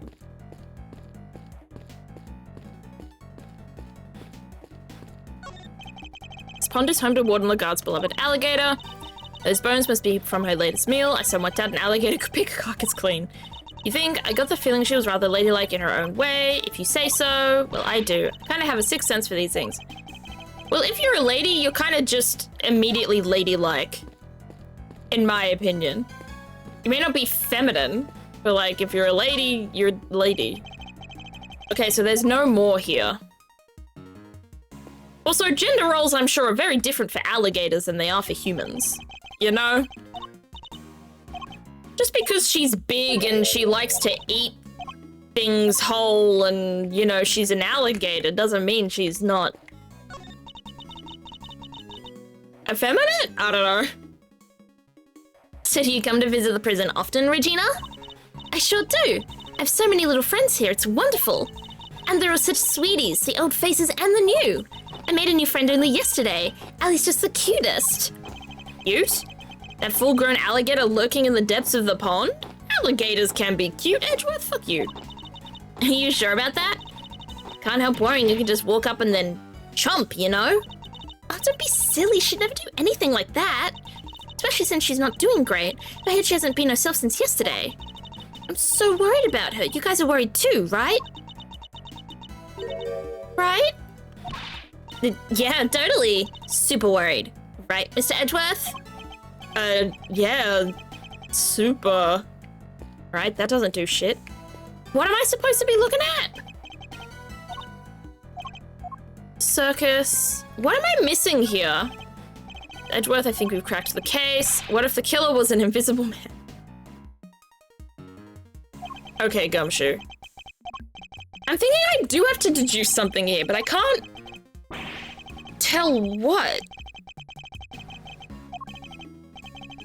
So we've done everything with the stage, we've done everything with the well, we've done everything with Regina and Gumshoe and the chairs.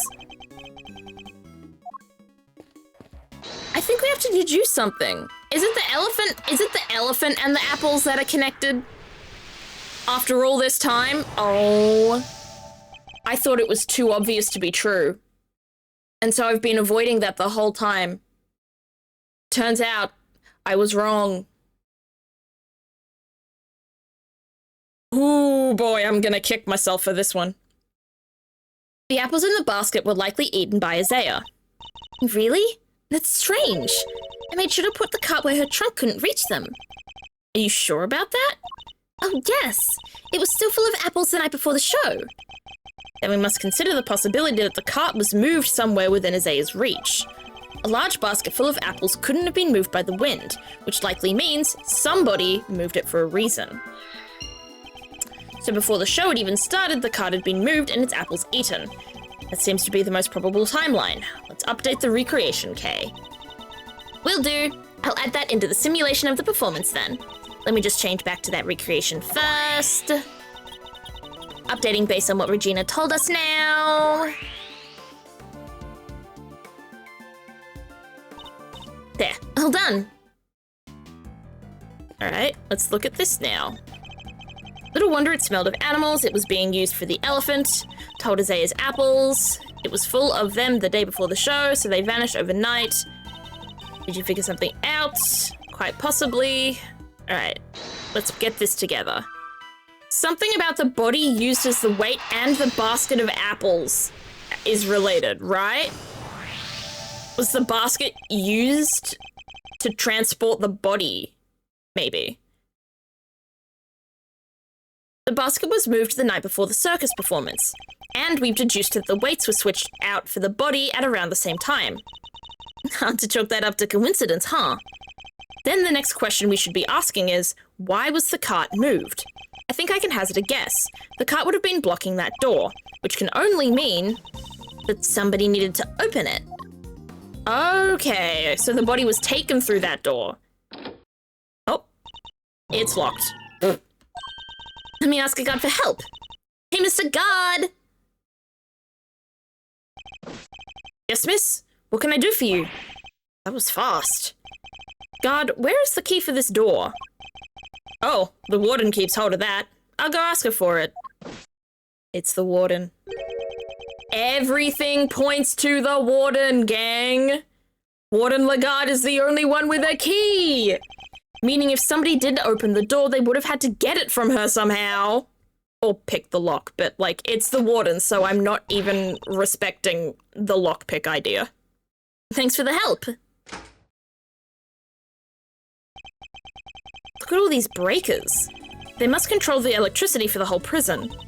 So we're thinking somebody got in here the night before the show, right? But why? What were they trying to do? Well, I doubt they came here by mistake thinking it was a break room. They must have come to tamper with the switches. Did they turn off the power to something? Come to think of it, wasn't there something that lost power?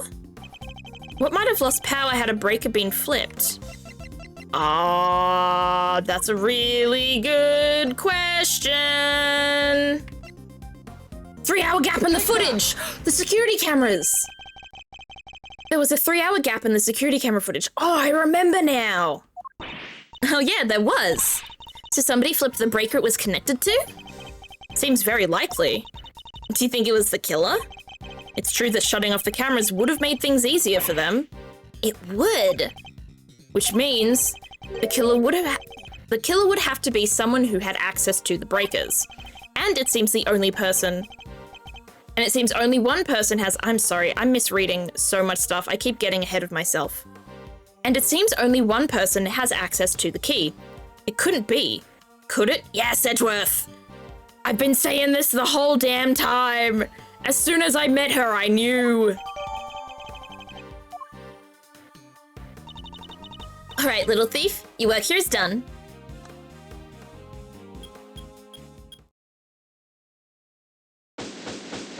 Complete! We are healthy again, thank goodness. I was losing a bit of health with those apple guesses, huh?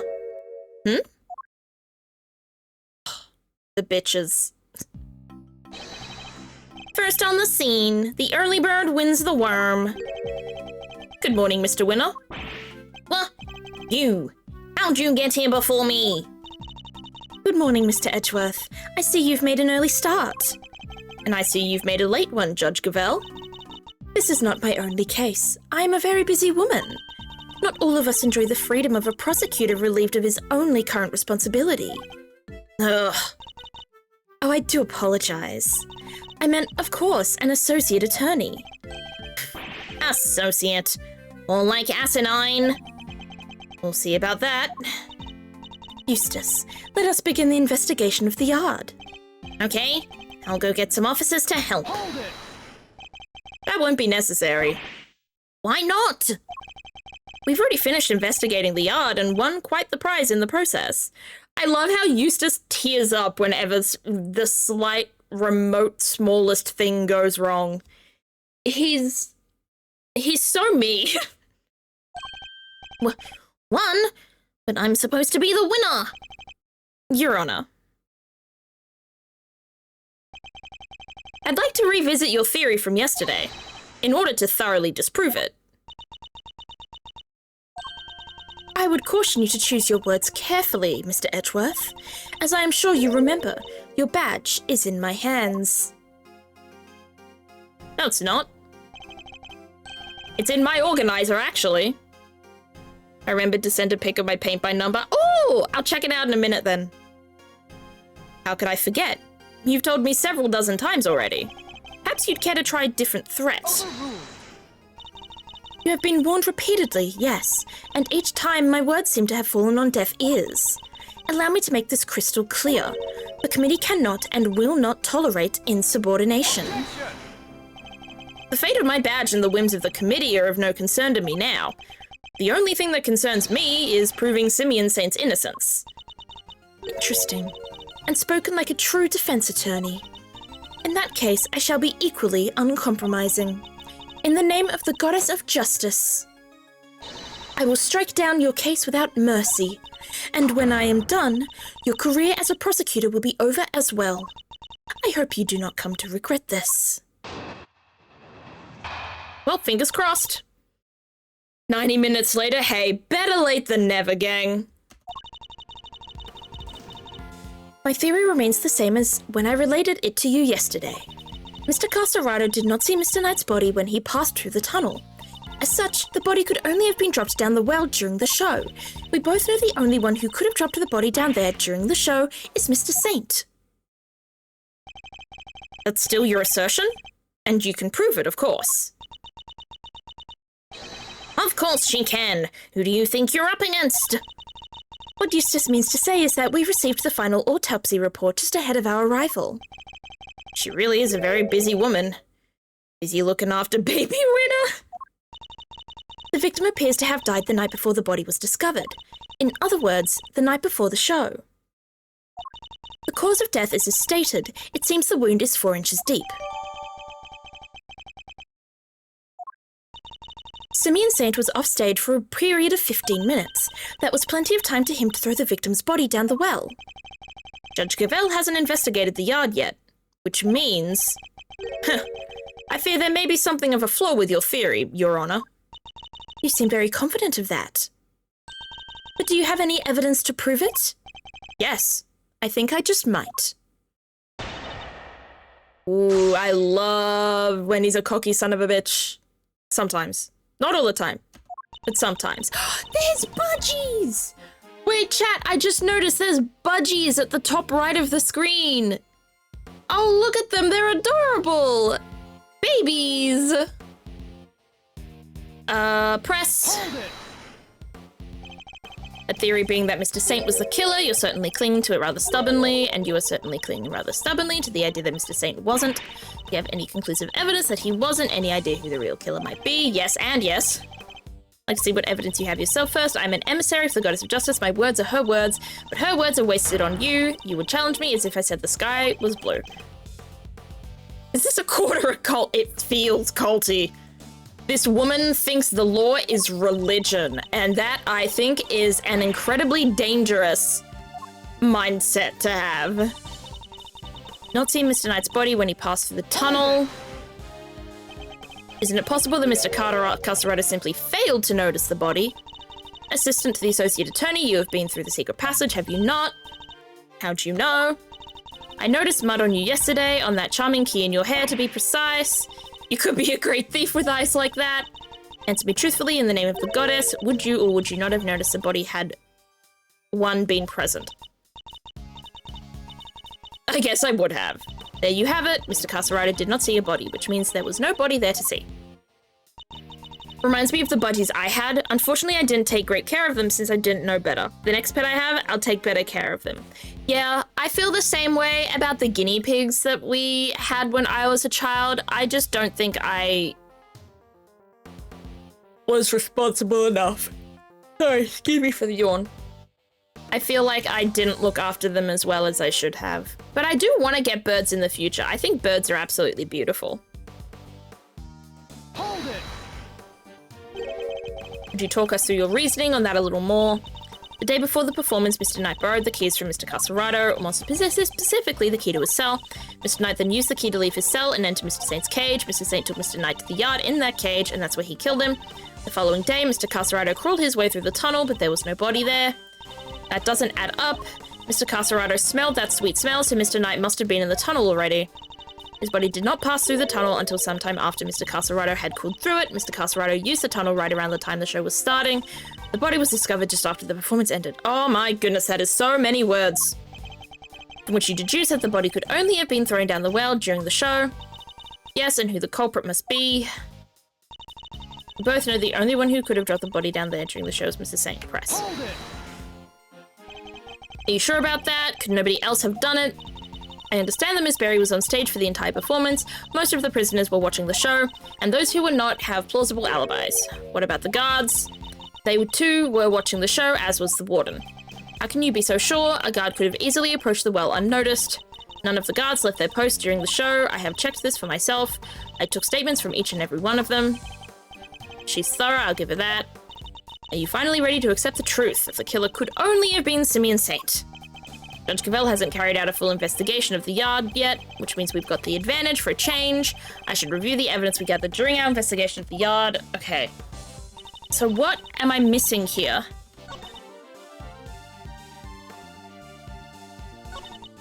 The body could only have been dropped down the well during the show. So what? Used during the show to sensei flying, the weights replaced with the victim's body by someone. Is this what we present? It's not? Okay. Damn it.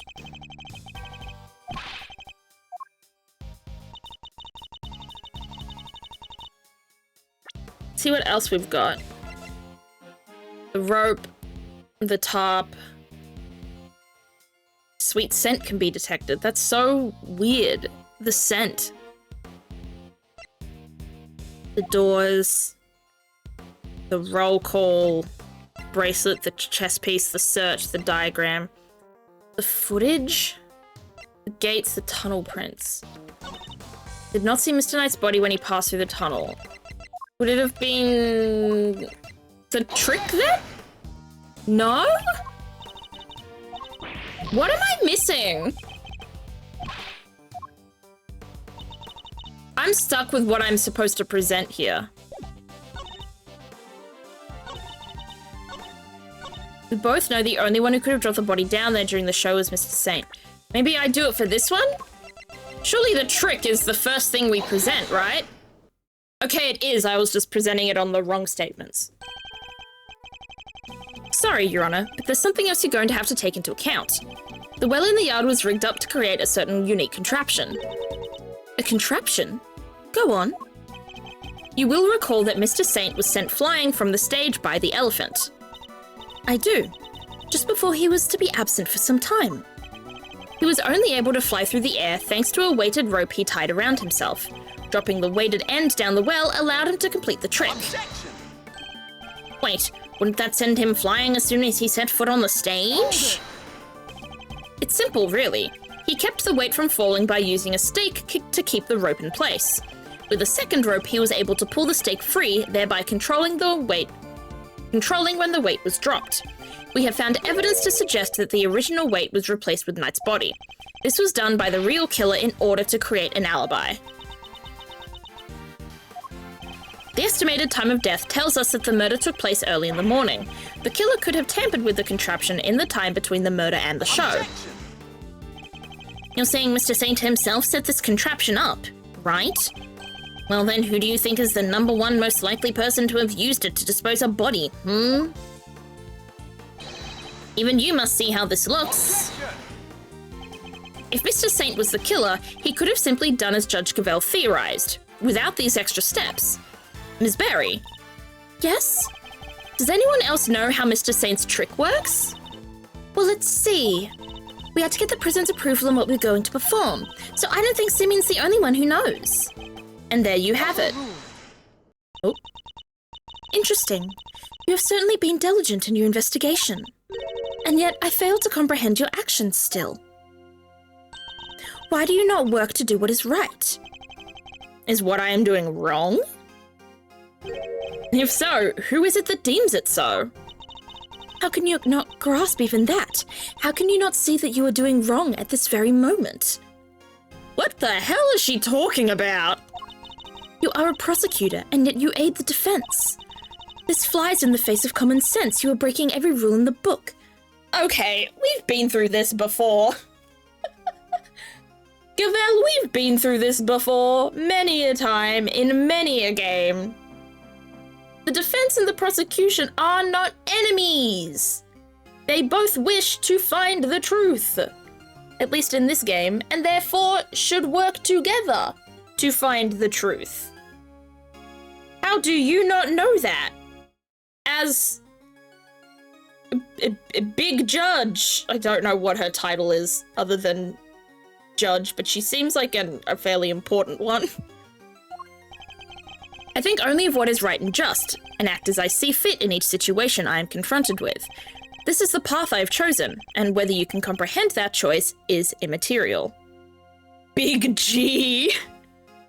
Wouldn't it be Big J if it was Big Judge? Or are you saying Big G as in Big Cavell? If you mean to stand in my way, I will fight back with all I can bring to bear. Perhaps the goddess of justice is testing me. Very well. If it is her will that we must fight.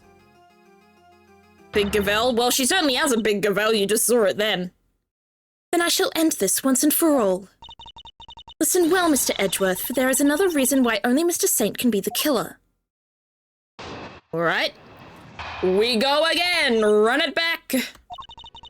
If the body was moved from the yard to the workshop, then Mr. Knight must have first been brought here to the yard from his cell.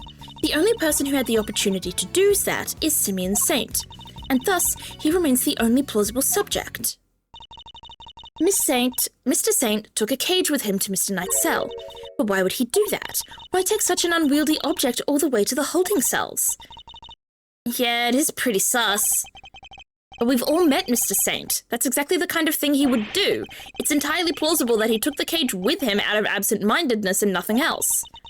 It may be plausible, but it is no more or less plausible than him having helped Mr. Knight to escape. Ugh.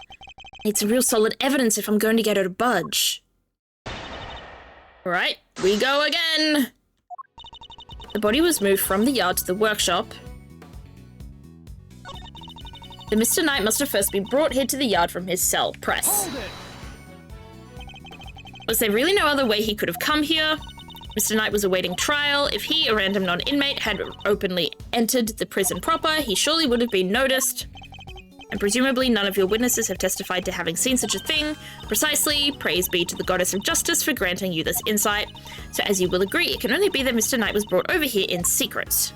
Alright? The only person who had the opportunity to do that is Simeon Saint. I don't think that's right. You're certain nobody else had the opportunity. Need I remind you that we are in a prison? The entire facility is monitored at all times. Anything out of the ordinary would have been spotted. But Mr. Saint was under that same scrutiny, was he not? The warden had granted the members of the circus troupe special access. As a member of that troupe, under the supervision of Ms. Berry, he is the only person who was free to wander where he willed. Seems you've forgotten something, Your Honor. Forget is not a word in my vocabulary. Well, you just used it, so it is.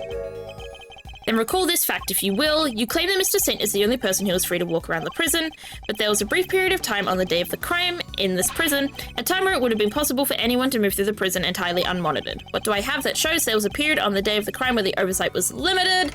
The camera! I think.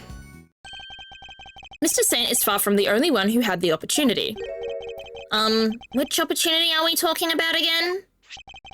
We'd previously established that the time code on the security footage was off by 3 hours, and from this we can deduce that there must have been a power outage lasting for that length of time, during which anyone could have moved around the prison undetected. Do you mean to say that our killer intentionally created this 3-hour gap? That it was no simple camera malfunction? Is that even possible? It was completely possible to create the 3-hour gap using this, the power board!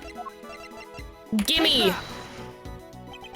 Our investigation of the yard turned up something rather interesting, a panel of breakers, one which can be used to cut the power to the security cameras. We also learned that the door to the power room may have been opened at around the time of the murder. What? Ooh, silence. Such a shame to see one so capable fall so short of the mark. Mr. Edgeworth knows what he's doing. Then how does he explain the lock on the power room door? Oh, yeah. It was kinda locked up tight. And the warden's the only one with the key. Those breakers are vital to the prison's infrastructure, so I very much doubt that anyone could have gained access to the power room's key so easily.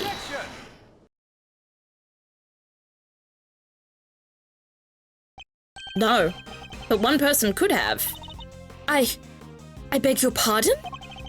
The person, the killer, had easy access to it, in fact. And what's more, their position here is such that nobody would dare question them. Here we go. Here we go. We're getting to the juicy bit. Objection! What? There's no one like that. The breaker to the electric fence is in there. They would be questioned in an instant. There's only one person who meets these criteria. I can hardly believe it myself, but I have to follow where the logic leads. The person who had access to the power room key was... the warden! Beefy Lagarde! Finally. After what, 3-4 streams of me saying it's her? We finally get to say it's her. The real culprit is... oh, well, here she is now. How convenient. Warden Lagarde. Oh, just look at you. Aren't you the cutest little poochie woo? He's not just a pretty face. Missile also has quite the nose for sweet things. It seems he's smelling something very sweet indeed. And it's coming from you. Oh, darling, you're making me blush. I'm not even wearing perfume. Then perhaps it is the sweet stench of death. You're a regular poet, aren't you? I had no idea. But if I didn't know better, I'd almost think you were calling moi the killer. Oh, we've got an ad. All right. Finally, the day has arrived. I know. Finally, we are here. That is precisely what I'm calling you. And the music stopped as well. All right, I'm not gonna go much further. The ad's playing.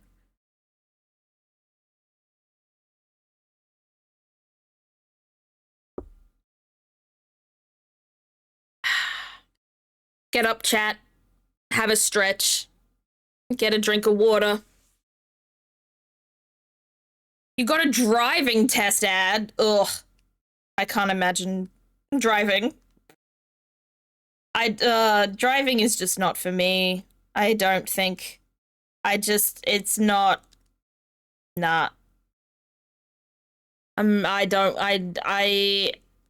one day I will give in and learn how to drive. But the thing is, the lifestyle that I live and the lifestyle that, you know, like the place where I live, public transport is very good to me.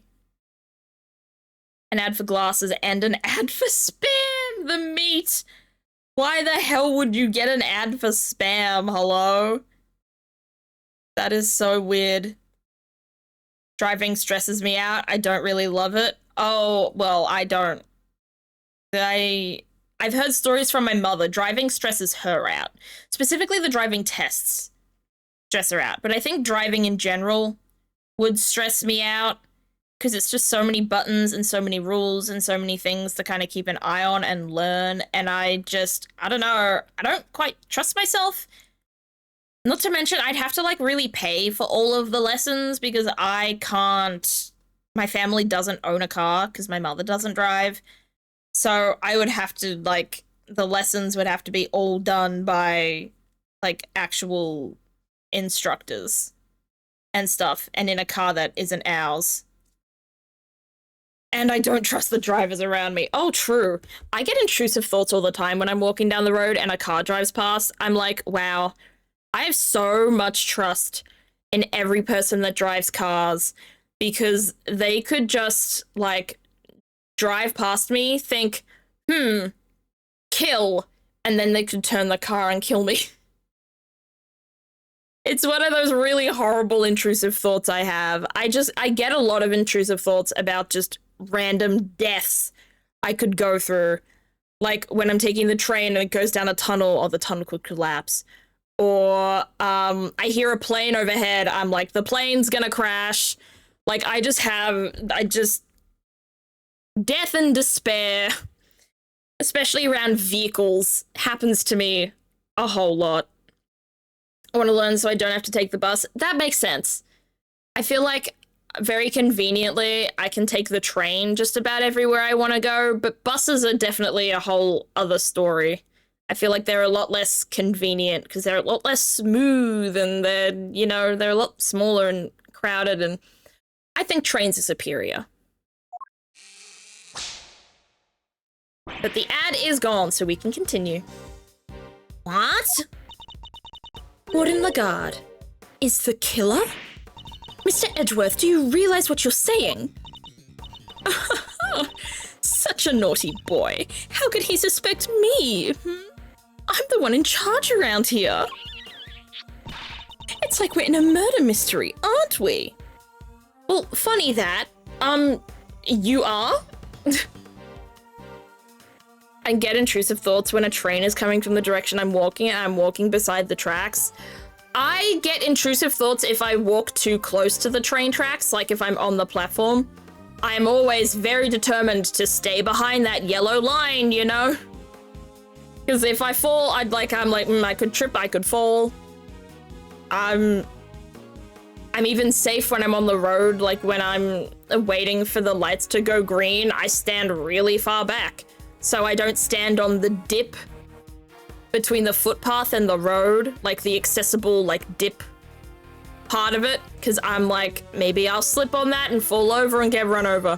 I have so many... See, I don't like to call them superstitions because it's not like spiritual bad luck stuff that freaks me out like this. It is genuinely just like my intrusive thoughts. I don't have the option to walk somewhere further from the tracks. That's really unfortunate. As a kid, I would jump over the line at a train station to scare my grandpa. Cass! That is evil. Hello? Oh my goodness. You were playing with the idea of death. And equally far-fetched. This is preposterous. Sadly, it's not. Although I can hardly believe it myself. But this is where the evidence points, and we must trust in the evidence. This piece of evidence proves that Warden Lagarde is the killer. Wait, what? Wait, what? What do you mean, this piece of evidence?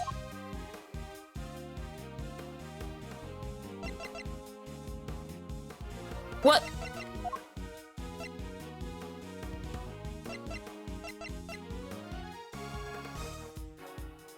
Wait, what? Which one? I can't find one of my med bottles. I was sitting there.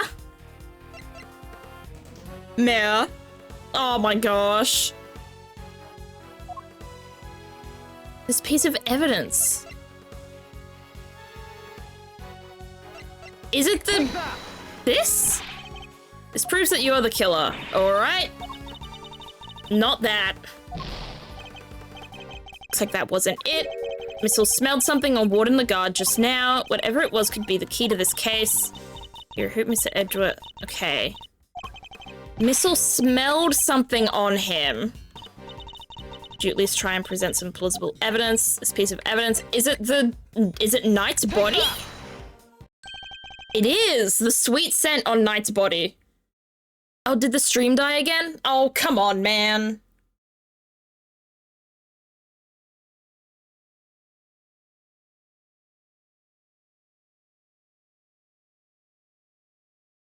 Come on, bro, come back to me.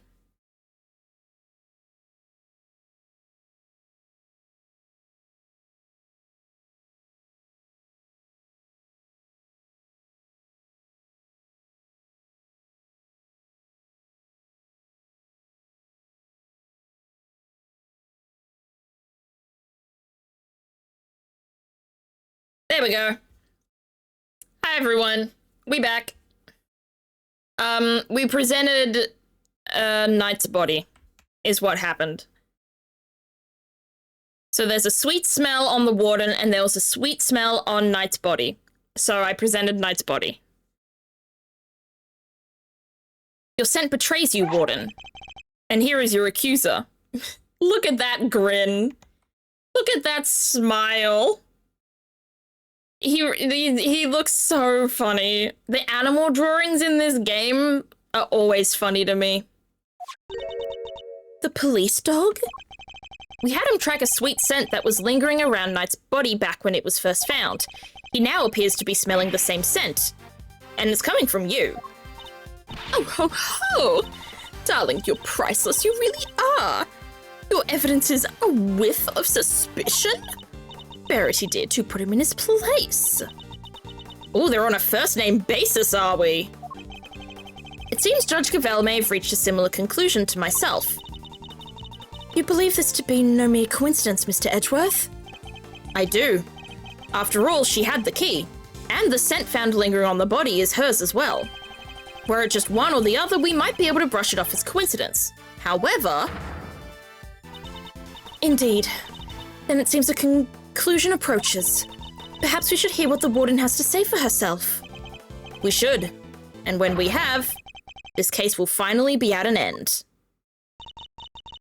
You're all being simply awful. Stop looking at me like that. Me? The killer? How could I possibly do such a thing? Well, we're about to find out. Verity told me everything she knows about the case, sweetie. The victim died in his cell, so by your logic, I would have had to have killed him there. But how am I supposed to have moved the body? Especially as I never went into the prison. I was too busy with work, you see. I was cooped up in my office until right before the show began. Check if you like. You won't find a record anywhere of my having entered or left the prison proper. I haven't the first idea what harebrained theories you little scamps have cooked up, but I'm innocent. There's simply no way I could be the killer. Give me a break. Missile doesn't lie. Don't make it hard on everyone and just come clean. Oh dear, I'm afraid you are the one making things difficult. As I just said, I never went into the prison. If you think I'm lying, go and check the records. She clearly wants us to check those records, which means they won't help us. We'll just have to find another way of getting the truth out of her. Please, Mr. Edgeworth, stop being a big silly. You've made a boo-boo, and you know it. Did it freeze again? No? I think stream's just a little cooked today. So if things freeze, refresh and come back and see how it goes. And then just tell me. Verity told me everything. Okay, we can skip that one. It did freeze, but it unfroze quickly. Ugh. I need our internet fixed so bad. I need so many things about my life and my technology fixed. So bad. Oh, we're going again.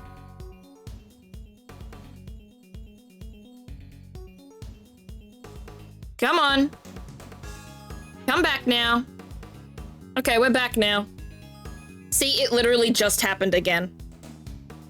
Let's try and finish this quickly then, shall we? Press. The murder took place in his cell. You seem very happy to accept that, and why shouldn't I be? It seems the most likely place for it to have happened without drawing attention. And besides, they found Knight's blood in his cell. But that was from being struck by Mr. Castorado, though I needn't tell her that, I suppose. I take it there's also been no testimony to the contrary. What does it matter? Knight being killed in his cell doesn't go against any of the facts anyway. Am I supposed to have moved the body? Do you have any evidence that you didn't enter the prison? Please let me finish. All right, so that middle one is not valid. That middle one, the first one and the middle one are ones we shouldn't present on. I was too busy with work. I was cooped up in my office. So you were in your office the whole time and you didn't notice anything unusual. No, I can't say that I did. You didn't notice anything missing. I must confess, I'm a rather messy girl, and a forgetful one at that. I put something down and it's lost forever. It's a curse, darling, a curse. Oh, so she's got ADHD.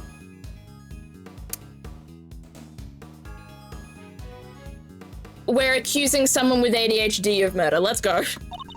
I even lost some important evidence recently. It was gone, poof, just like that. And she still has a job. Honestly, if somebody came into my office and took something, it might be years before I noticed. It seems like I'll need more than the power room key to expose her. On the day of the murder, I was working in my office. I was looking for something I'd misplaced. Even if I'd had a reason to go into the prison, I simply wouldn't have had the time. Check if you like, you won't find a record anywhere of my having entered or left the prison. Imprisoned for ADHD, exactly. Imprisoned for neurodivergence crimes.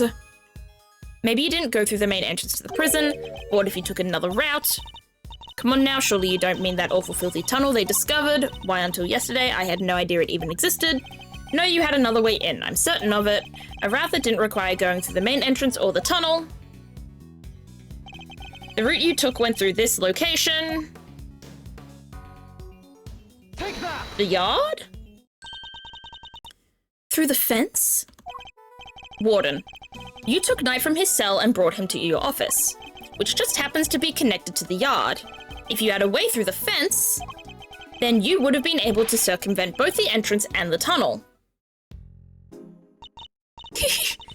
Gold stuff, creativity, darling. Now, how would I have gotten through the fence? The extremely high fence, topped with razor wire, with thousands of volts of electricity going through it. Yeah, how's she supposed to have gone through that, The fence's electricity supply can be cut off from the power room. And only you had the key, Warden. No one but you could have done it. Utterly ridiculous. The power room is on the prison side of the yard. Warden Lagarde was on the detention center side.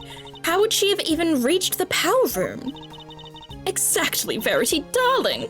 Well, clever puss? Oh, I don't like that word. You've dug yourself a real hole now.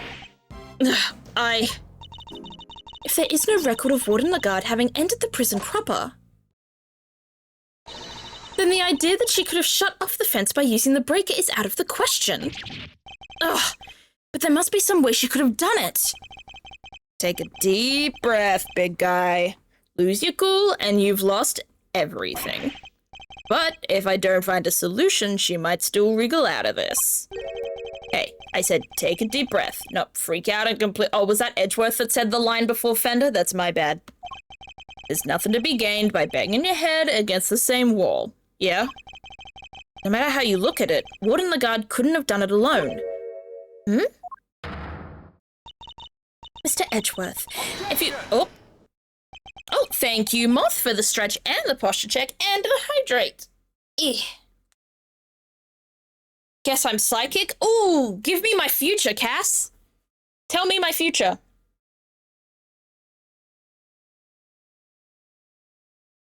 There's my hydrate.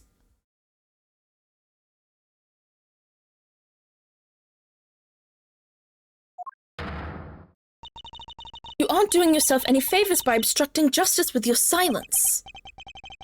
That was a reflexive objection. But now that I've yelled it, if I don't come up with an answer, it's all over. I have one more thing to add, if you'll permit me. Something that explains how the warden could have shut off the breaker from the wrong side of the fence? Yes, because it's not as impossible as it seems. What enabled her to shut off the breaker?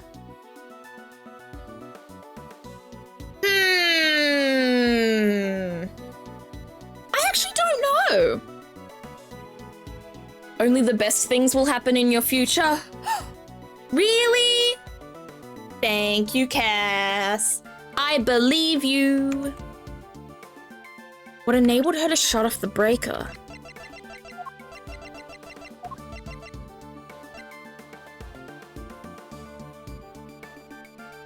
I don't think she had an accomplice. I don't think she had an accomplice. Maybe.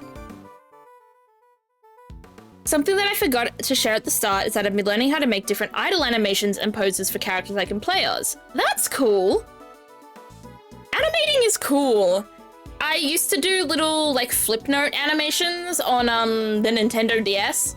You know that little flip note game that they had that came free with your DSi? I used to play that a lot. Not very good, but it was definitely fun. The dog is her accomplice.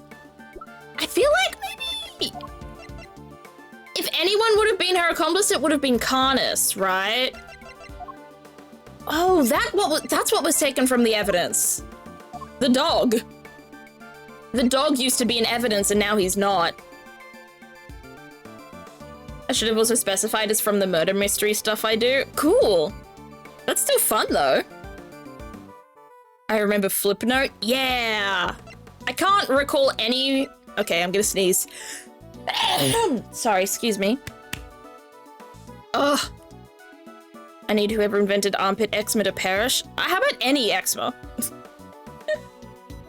feel like eczema in general. The inventor should perish.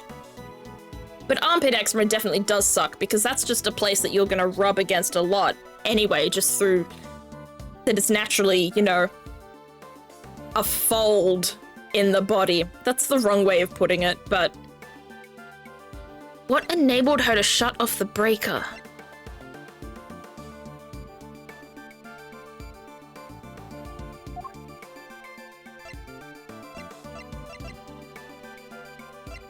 I don't know.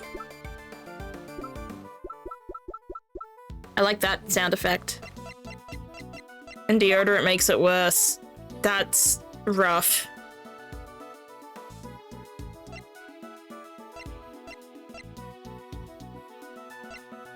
Want a hint? Yes. Her position and accomplice the time of the murder. Would it be her position? The thing is, there's 3 answers here that I can guess. Fifi Lagarde's position as warden of this prison was what enabled her to shut off the power. Really? You think a title and an admittedly very chic uniform enabled me to do that? Newsflash, mister. Being the warden doesn't give me telekinetic powers. Alright, that was wrong. That was wrong. She couldn't have done it alone. Okay, so there has to be an accomplice here.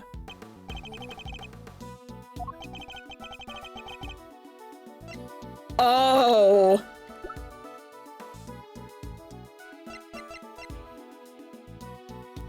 Was the accomplice Casarado?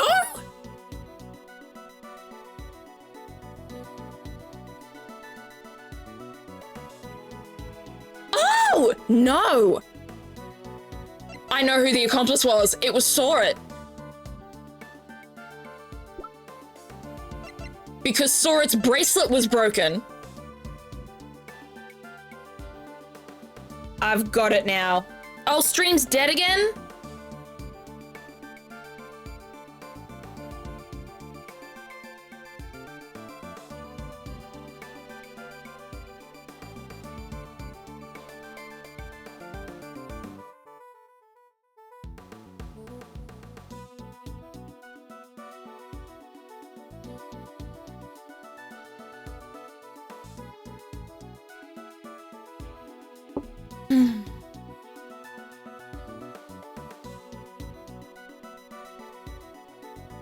There we go, we're back. Okay, so what I was trying to say, I don't know if you heard what I was saying, but I know but it was an accomplice, and now I think I know who the accomplice is. I think the accomplice was Sorit because he had a broken bracelet and could walk through all of the doors without being detected. I hate the cables again.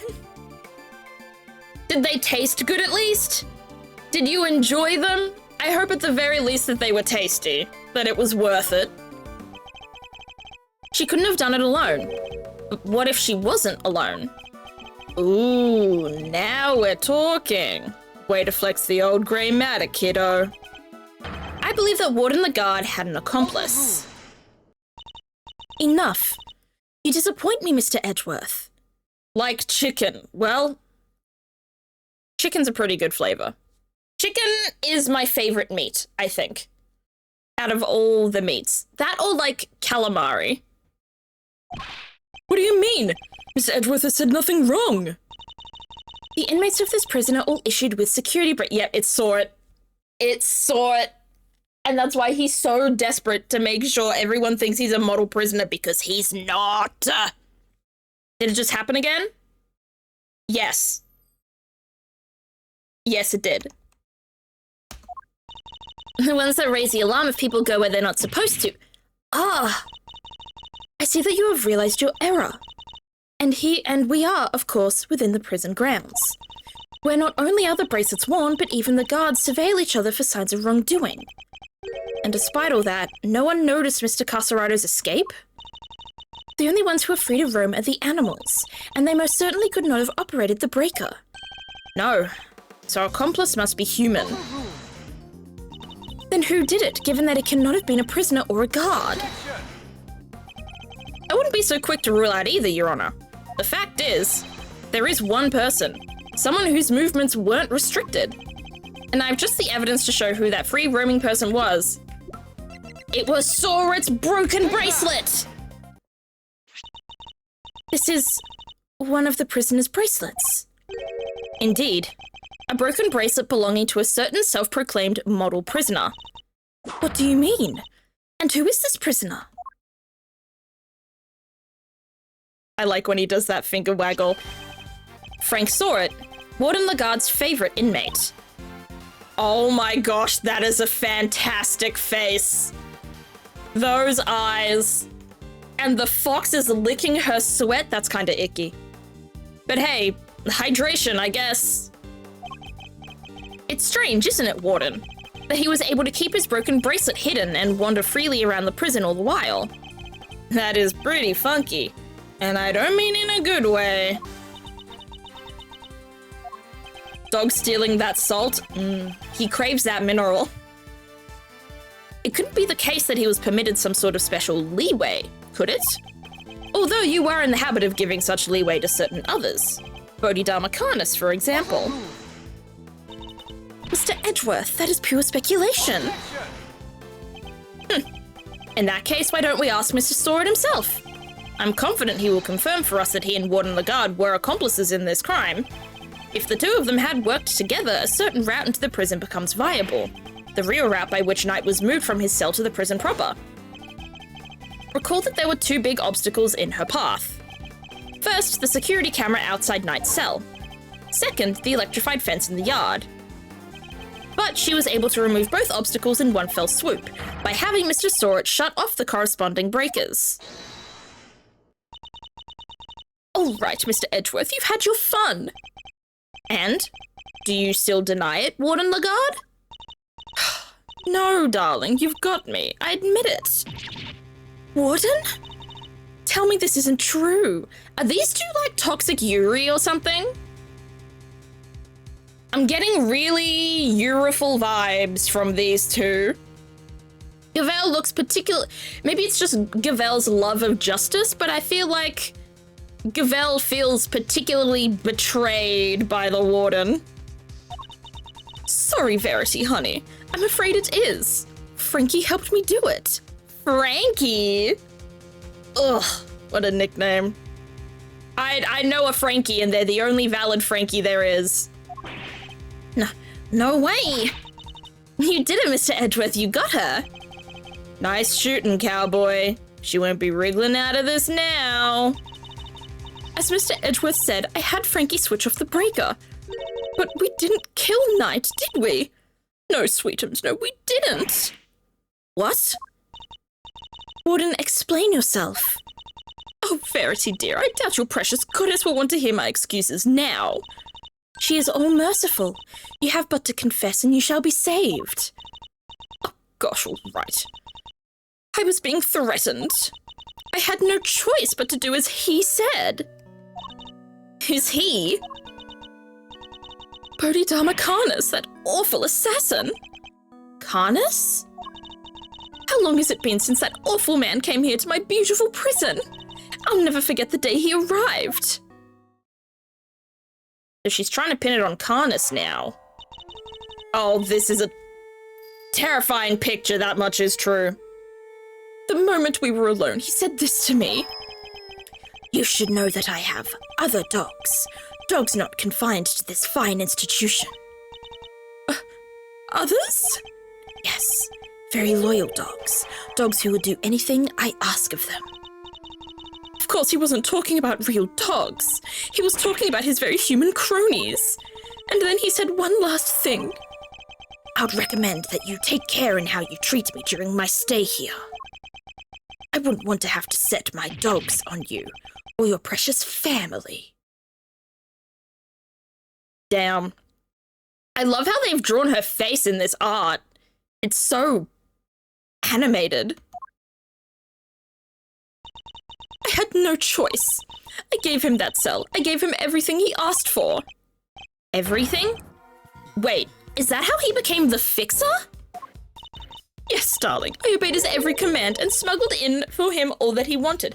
Well, the thing is... See, I don't think she... No, I still think it's her. I don't think she did it for Karnas. I think she did it and tried to frame Karnas. That's why she used the chisel with the bell. I don't think it's him. I swear it's her. Eventually, I brought dear sweet Frankie into our little conspiracy. He agreed right away, of course, because I made things easier for him too. So you were smuggling in contraband? How exactly? Why did Siri activate? Girl, go away. Once a week, late at night, Frankie would shut off the breakers. That allowed me to go from my office into the yard without being seen by the cameras. Then I simply dropped the packages down the well on the prison side and went back through the fence. Each one of them spritzed with a little of my perfume. So that's what the sweet smell was. Yes, it was a signal for Karnas' dog. When he picked up the scent, he would fetch the packages and bring them back to his master. We had to make sure Rocco wasn't in his cell at the time, of course. Can't have been easy keeping him from finding out. Oh, we're all very much creatures of habit here at prison, darling. Everything runs to a schedule. Meals, exercise hours, that sort of thing. We knew when he wasn't there. And that adorable little bear of his freezes with fright at the sight of Karnas' dog, poor thing. So there was no risk of him raising the alarm either. She has oversight over everything here at the prison, which made her the perfect mule. With her on his side, Karnas couldn't fail. Frankie would sneak out again early in the morning to switch the breakers back on, and our work was done. Apart from fixing the time codes on the cameras, which I would do later when I got the chance. You have shared a great deal, Warden. The goddess of justice will surely take your honesty into account. I've been the most dreadful fool, I know I have. I'm supposed to be the one in charge. The day of Night's murder was also one of our delivery days, and so Frankie, bless his heart, did his usual work with the breakers. But there was no package for me to deliver that day, so I didn't go out into the yard. So that's the secret behind the fixer's system, and why she was... Police have been trying to track down his accomplices for the longest time. Even I've had to lend them a hand myself. Heaven knows how many times I've hauled the secretive scoundrel into my office to talk to me. But no matter what I say or how much evidence I present him with, he simply won't say a word. That's why you were interrogating Mr. Karnas over and over. Exactly. I was trying to track down those horrible hench people of his. Where did her face go? She became the void, chat. I borrowed everything the police had on that Russian scoundrel. I watched his every move, intercepted every letter he wrote. His letters. Then I suppose she must know about his correspondence chess games too. But no matter what I did, I couldn't turn up any clues as to who his underlings were. Living in fear like this, it's... Oh, you just can't comprehend it! As you've just heard for yourself, Mr. Edgeworth. The words of Warden Lagarde's confessions have cleansed her of all suspicion. Surely there is no need to hound her any longer? Has she really been cleared of all suspicion, though? Or is there more about her to undercover? There's clearly more. I still think it's her. I think she's trying to throw Karnas under the bus still.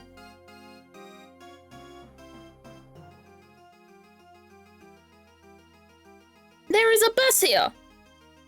And it is rolling over Karnas right now, and Warden is driving it. I'm sorry, Yona, but this conversation isn't over yet. And I think the Goddess of Justice would agree. So you mean to make her suffer even more than she already has? Unfortunately, her suffering under Mr. Karnas does nothing to prove her innocence in Knight's murder. She admitted herself that she knew of and even facilitated the so-called Fixer's delivery route. I believe she used that same route to move Knight's body. And where is your evidence, Mr. Edgeworth? It's in the fact that the sweet smell on Knight's body is the exact same scent Warden Lagarde uses to signal a delivery. What do you make of that? Well, that's because we've done it so many times by now that the whole well probably smells of it. Some of it must have just rubbed off on his body. That does match the statement Mr. Carcerado provided. Always smelled kinda nice down there. No, I swear it's her! His words would seem to suggest that the smell had permeated the well. Ugh! You've been rendered speechless, I see. Can I hereby move and adjourn this session of the court? No! What do we do, Mr. Edgeworth? What can I do? Is this as far as we can go? Finally. So we're actually done? Yes, Eustace, it seems we are. By the power vested in me, this court is adjourned. Ooh! Who's holding it? Is it Fender? Who was that? I knew it! Boom bang pow! Hey, King. Come on, Judge G, things were just getting good. Fender! Are you objecting to my adjourning this session? No. Would've shouted objection if I wanted to do that. You do you, G. Adjourn, don't adjourn, whatever floats your boat. What are you doing, Mr. Fender? Don't worry about what I'm doing. Let's all just take a chill pill, shall we? By which I mean a square of chocolatey goodness. Anyone? Are you trying to get yourself charged with contempt of court? No, my bad. I just had a quick request to make is all. As Simeon Saint's lawyer, that is. Ah, yes. I had forgotten that you were his real attorney, Mr. Fender. How could you? You're killing me here. Can you blame us? You've been making Mr. Edgeworth do everything the whole time. Right you are. Which is why I figured it's time to put in some work. Work, you say? Somehow I don't believe you worked a day in your life. Then let's say this is me doing some prep work for the upcoming trial. Mind if I question the witness? Now?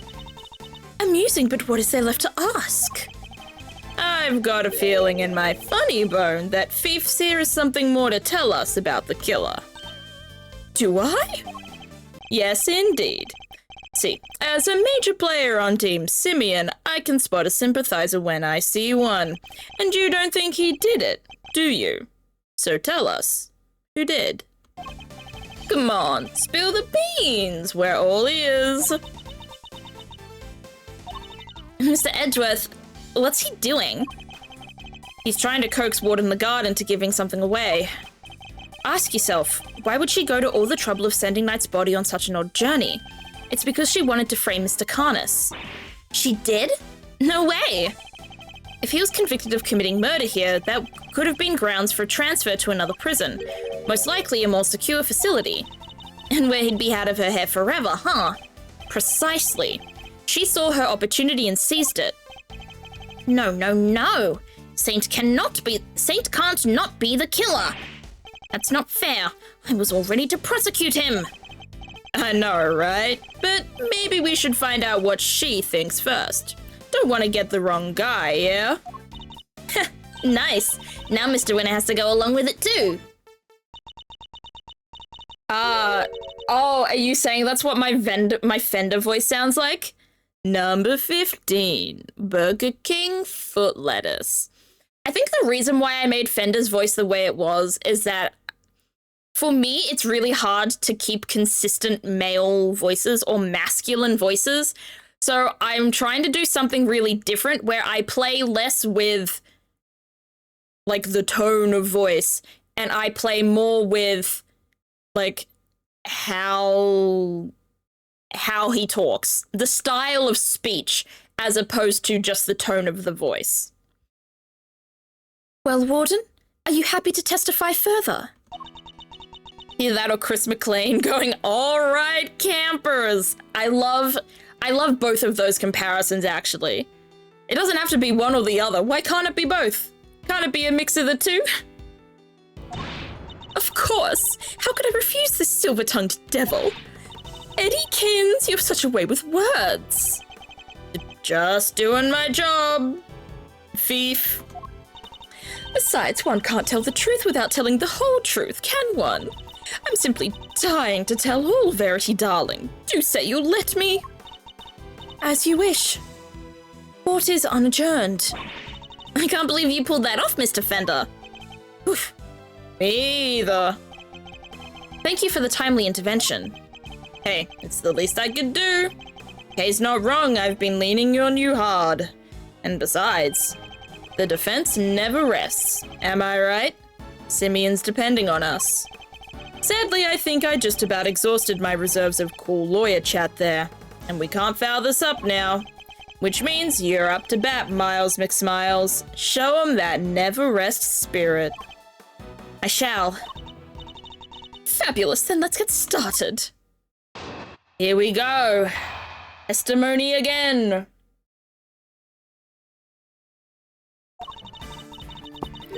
I really don't think anyone could have done it but that dreadful man, Carnus. There's no telling what went on between him and the victim. Perhaps he simply took a disliking to him. He's certainly the type. Whatever the sordid details, it was him. He stabbed that poor man to death, and then he had his dog dispose of the body. That simply has to be what happened. The victim, Mr. Knight, yes? I did him the most terrible disservice. Yes, you killed him. I suppose you could put it that way. If I weren't such a sorry excuse for a warden, this would never have happened. And that's why I have to clean up this terrible mess. Warden Lagarde, as ever your honesty is truly to your credit. I'm certain Mr. Knight is looking down and weeping tears of gratitude? Nah. You've clearly never met Mr. Knight. Oh my goodness, it's getting warm. I need to, give me a second. I need to take off my shoes and turn on my fan. I can plug it in. Only 2 plugs. Oh geez, the wires are all messed up now. Ah! Right. Turning that on. Taking off shoes. It's getting too warm. Oh, there we go. Though it's probably gonna end up being too cold now. Now that I've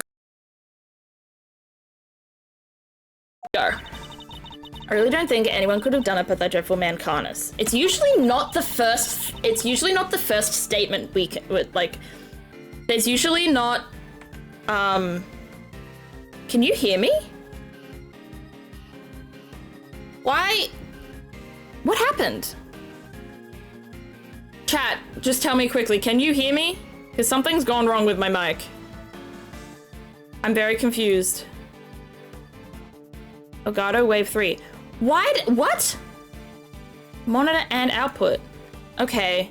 Sorry, my stream... I don't know what happened to my headset, but we're good now. For some reason, I have monitor on my microphone so that I know whenever there are problems with my microphone. but for some reason it literally just turned off like a second ago, and I don't know what happened with it there. All right, should be good now. Hold it. Knight was being kept in a holding cell while Mr. Carnus was in the prison proper. What could possibly have happened between them when they were at the opposite ends of the facility? Prisons aren't as big as they seem, you know. All kinds of awful things can happen. But Knight only arrived 2 days before he was murdered. I can't imagine anything significant happening in that short space of time. Okay, see, now I'm cold with the fan on, so I have to turn that off. And you don't know Carnus, my dear. He'd find a way, I'm sure of it. Alright, maybe I present the chess here? Objection. Nope. That's not it. Thought maybe we'd have to present some sort of connection between them. Alright, we'll press the next one then. How could he take a disliking to somebody all the way over in the holding cells? Oh, I'm just plucking possibilities out of the air, darling.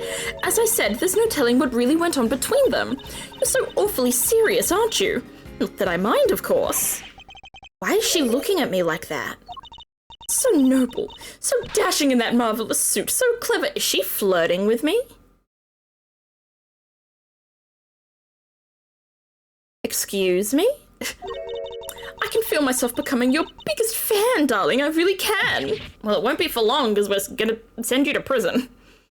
Ugh. Stay with me, Mr. Edgeworth. Ugh. I wasn't prepared for that mental onslaught. Edgeworth versus attracting older women that he does not want to attract. This poor man. Whatever the sordid details, it was him. He stabbed that poor man to death. Press. What more can you tell us about those sordid details? Well, we all know what Carnus did for a living. I doubt the killing part gave him much trouble, especially as the victim was already injured. His neck, I think? Couldn't turn his head to the right, poor dear. That's what they told me when they brought him in, anyway. They must make some sort of report for the warden when new prisoners are admitted. You seem keen for us to think you didn't know much about Knight.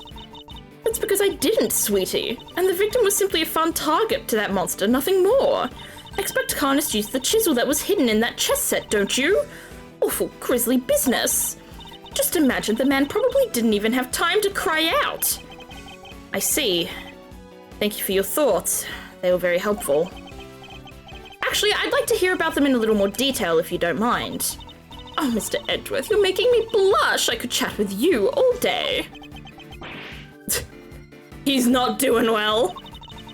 Oh, don't look so nervous, darling. I'm only teasing. Of course we can talk about them some more. But Carnus used the chisel that was hidden in that chess set. It would have been easy work for that vile assassin. All right, press. And which chess set would that be precisely? Why, the one the victim brought in, sweetie. Do try to keep up. The victim was a certified chess fanatic, or so I'm led to believe. But the naughty boy snuck a chisel inside of it. Can you imagine? How does she know about the chisel in the chess set? Only a few people were supposed to know about that.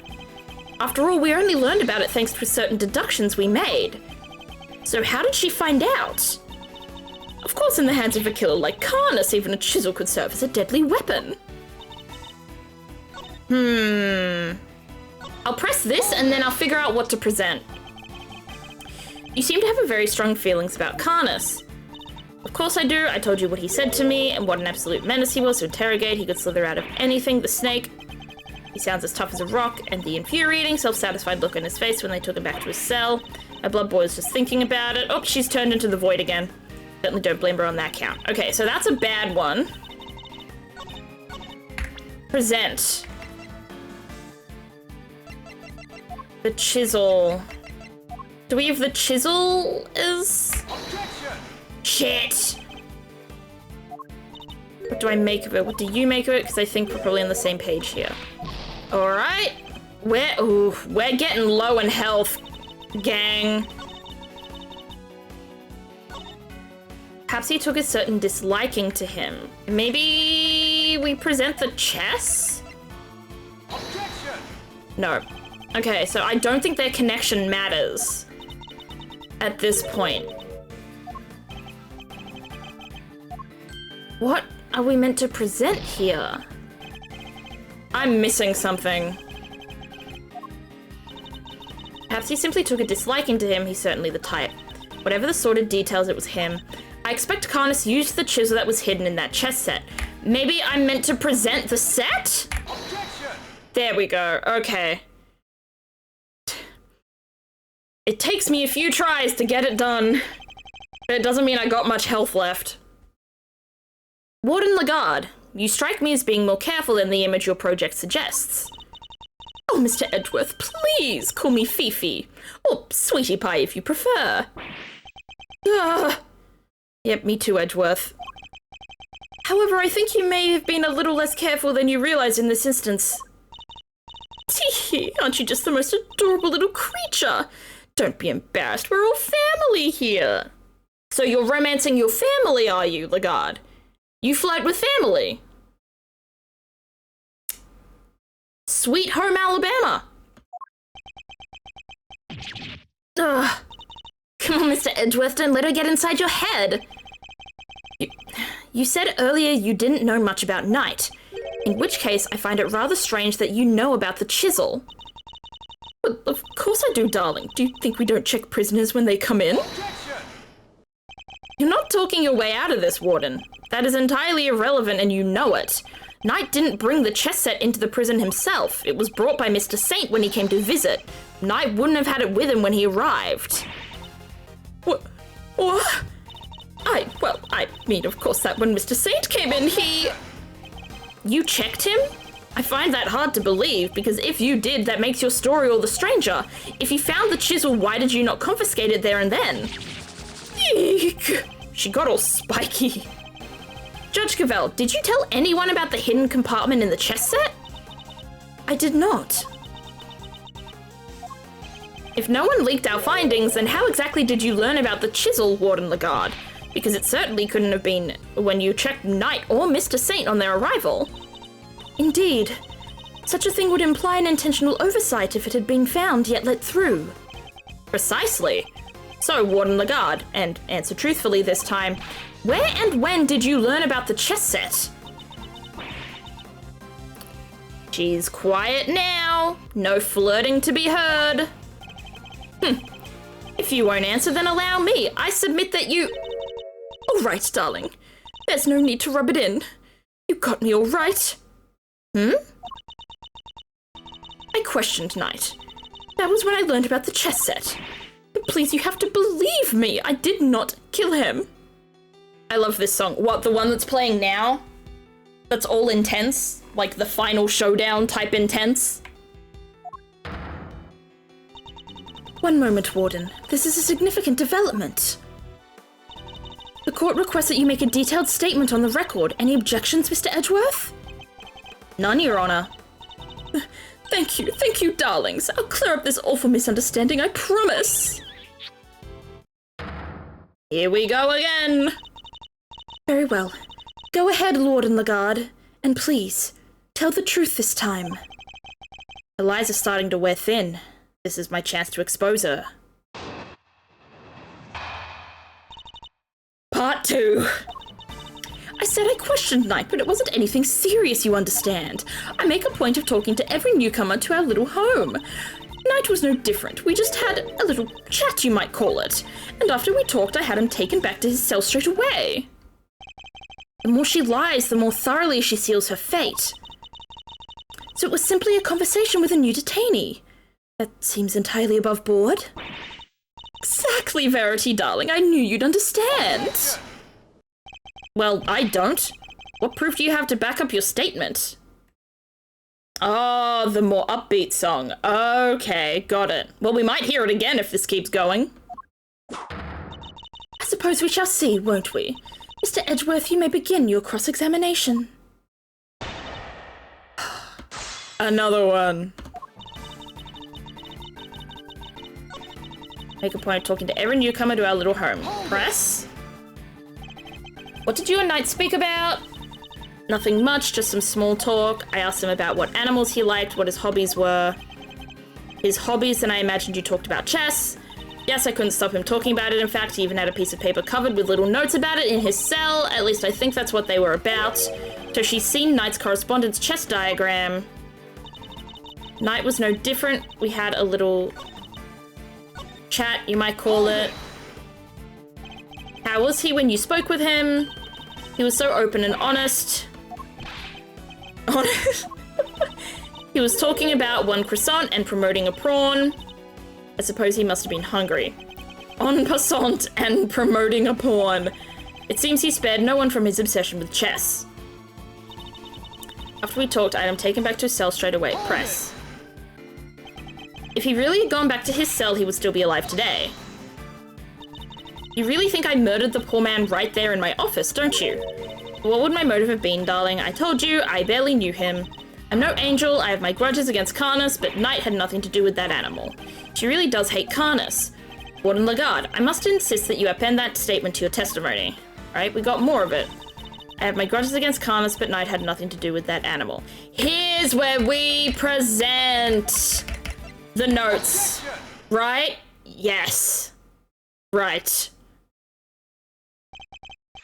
Judge Cavell, I'd like you to take a look at this. Notes about a game of chess. What is the significance of this, Mr. Edgeworth? It was found in Knight's cell, which is exactly where you said you saw it too, Warden Lagarde. But you didn't just see this game in Knight's cell, did you? You've seen it in Mr. Carnus's cell too. What do you mean? Oh, come now. Don't tell me you haven't taken a look at the chessboard in maximum security.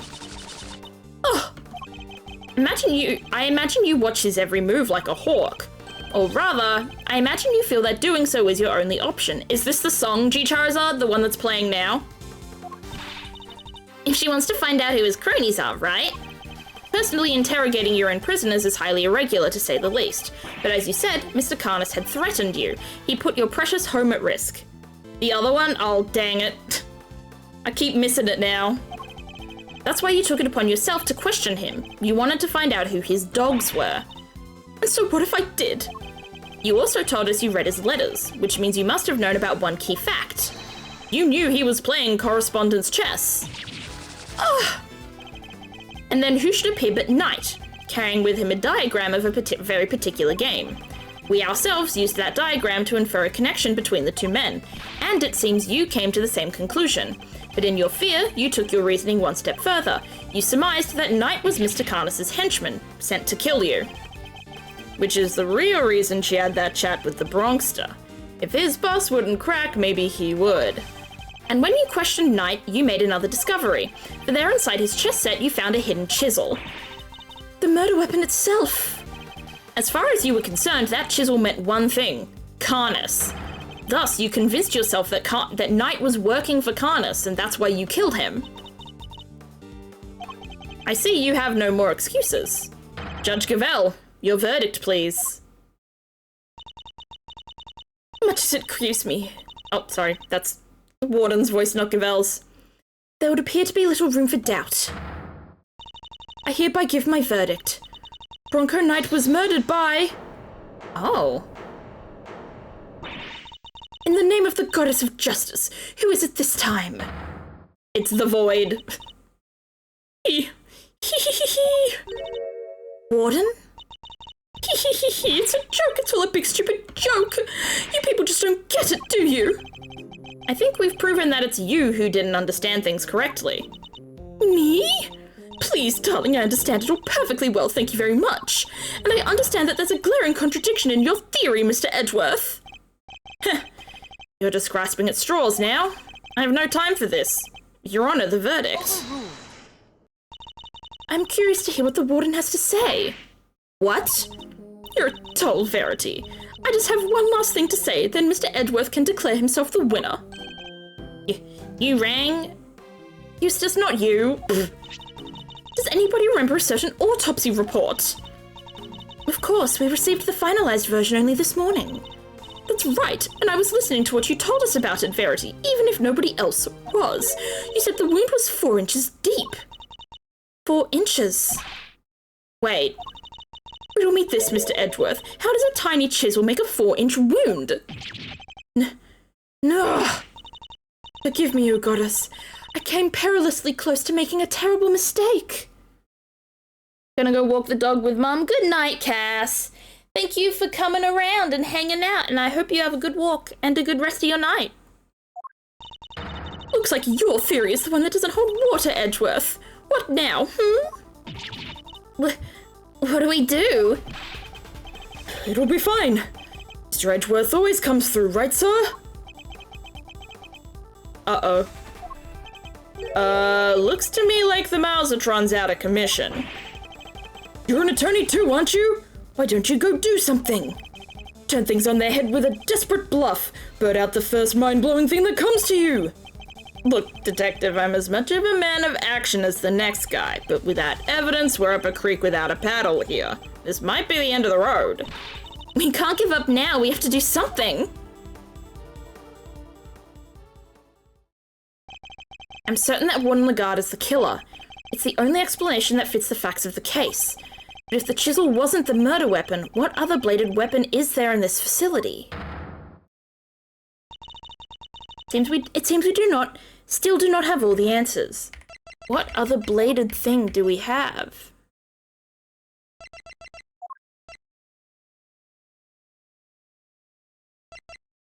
I don't know. Oh.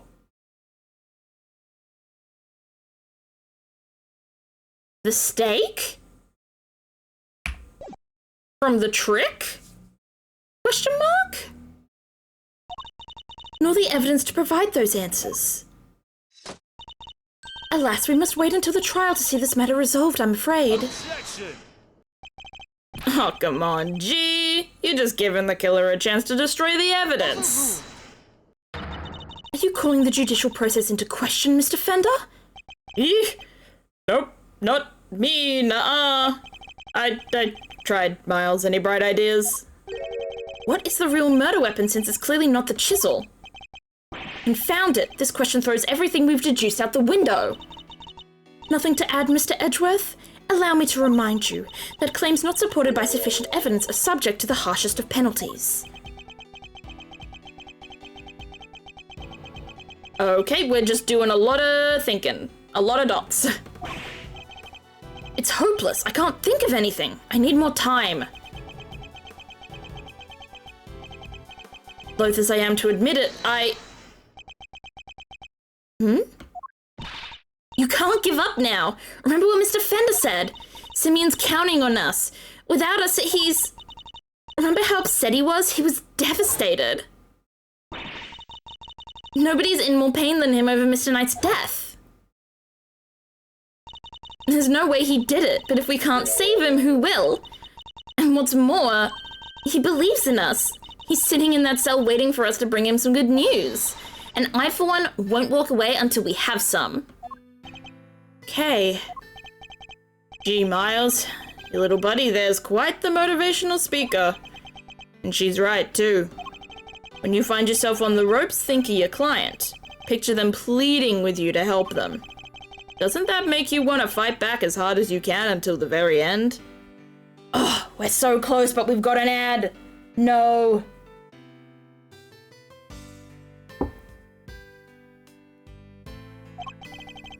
Think of your old man.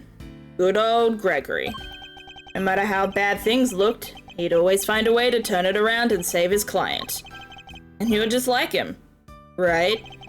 If there's any way to force a turnabout here, you're the one who'll find it. It means counting on you. Judge Cavell. You seem to have recovered your composure, Mr. Edgeworth. But if you mean to attempt a defense, I would advise you to consider the ramifications. You have repeatedly proposed misguided theories and have made numerous false accusations.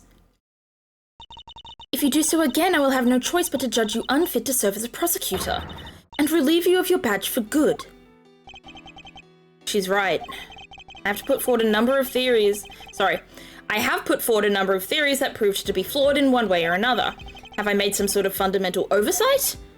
Wait, she said my theories were misguided. Nothing to say? Then the court will tolerate no more of your time wasting. I hereby... Sir! Mr. Edgeworth! Give my verdict. That's it.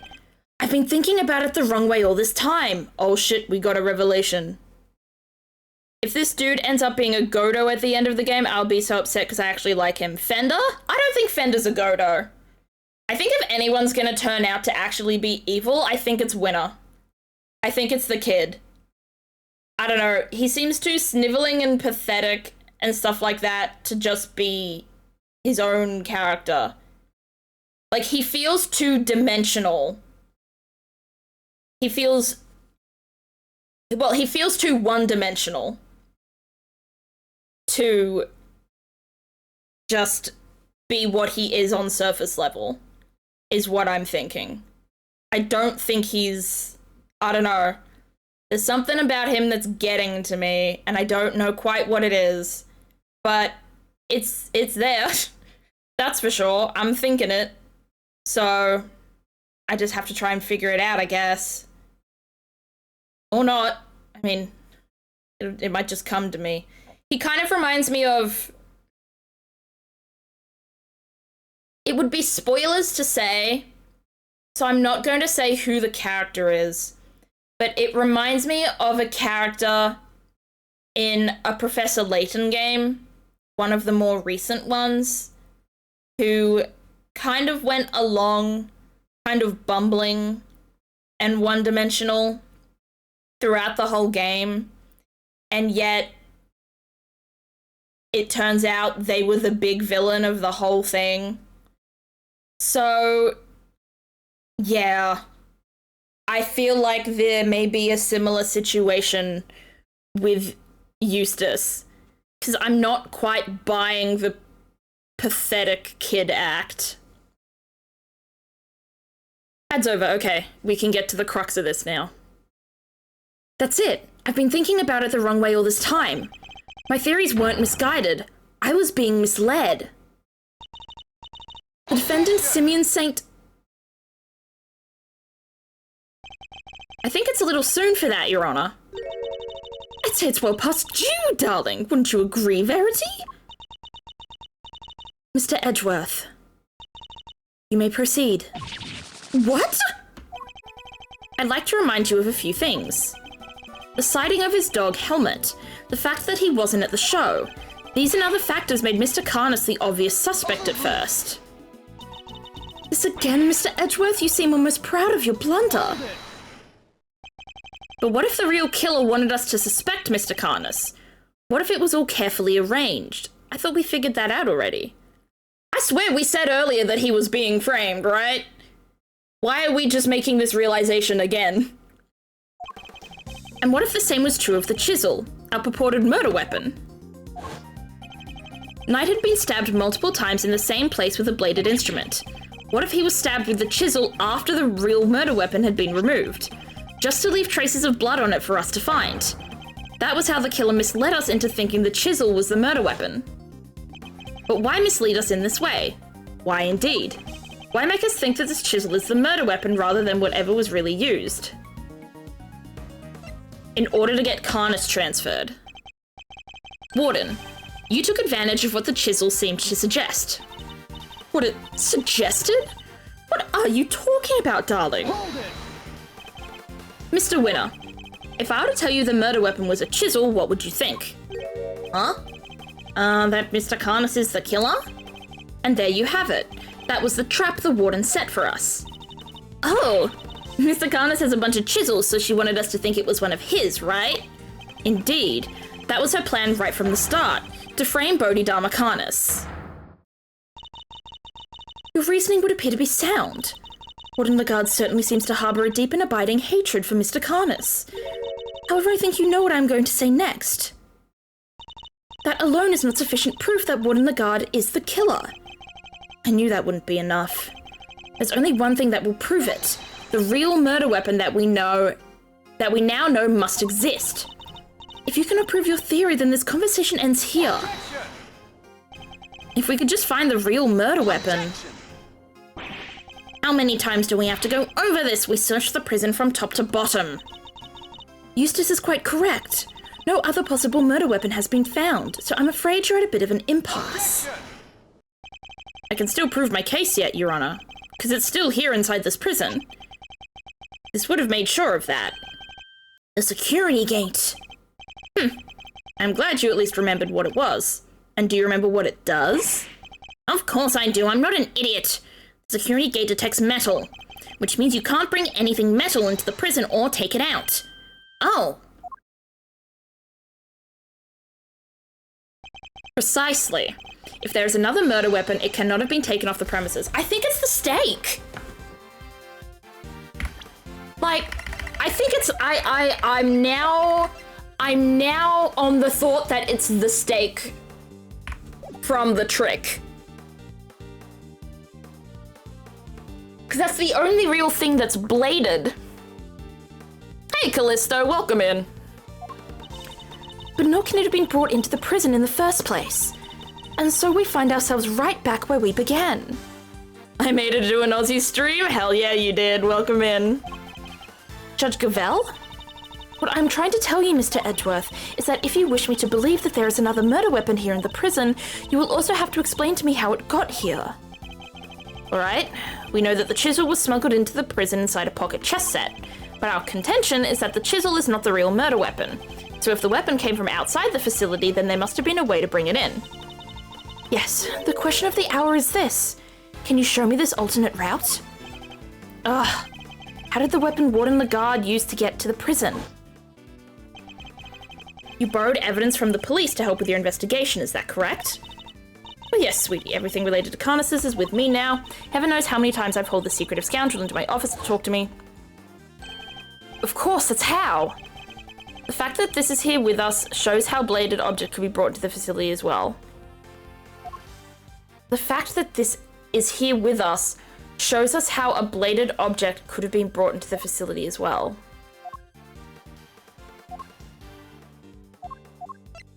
The chisel? The bell?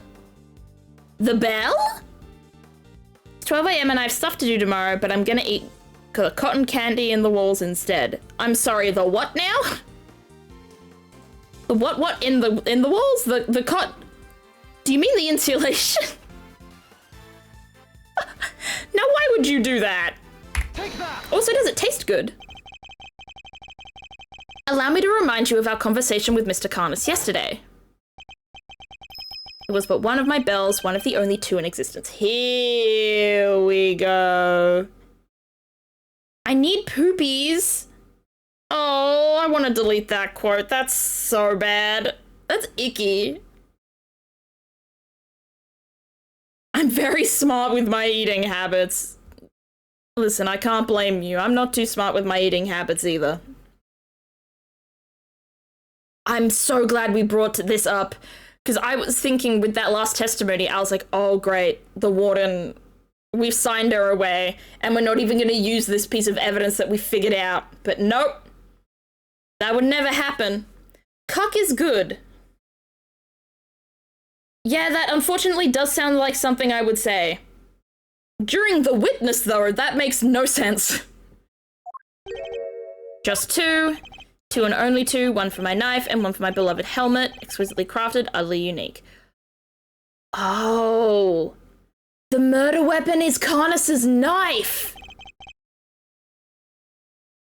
I gotta do some killing first and foremost. Yeah, I would do that. Yeah, that sounds like a Minecraft quote, I would say. Well, as you said, the knife has long since been taken from me. Yeah. I'm picking up what you're putting down, Carnus. So you see, there is a way for objects to be brought into the prison unscrutinized, as part of the evidence Warden Lagarde borrowed from the police. What? Mr. Carnus's knife was part of the evidence in the case against him, and that evidence was here in the prison. What should I eat? I mean, I don't know what you have, like, I don't know what kind of ingredients you have on you. Toast is always nice. Toast, anything with bread in it is always good, I'd say. Ramen is quick, you know? I don't know what kind of stuff you're into or what kind of stuff you have, or if you're open to ordering something. Oh, this is the song. Okay. I'll make sure to concentrate on it then.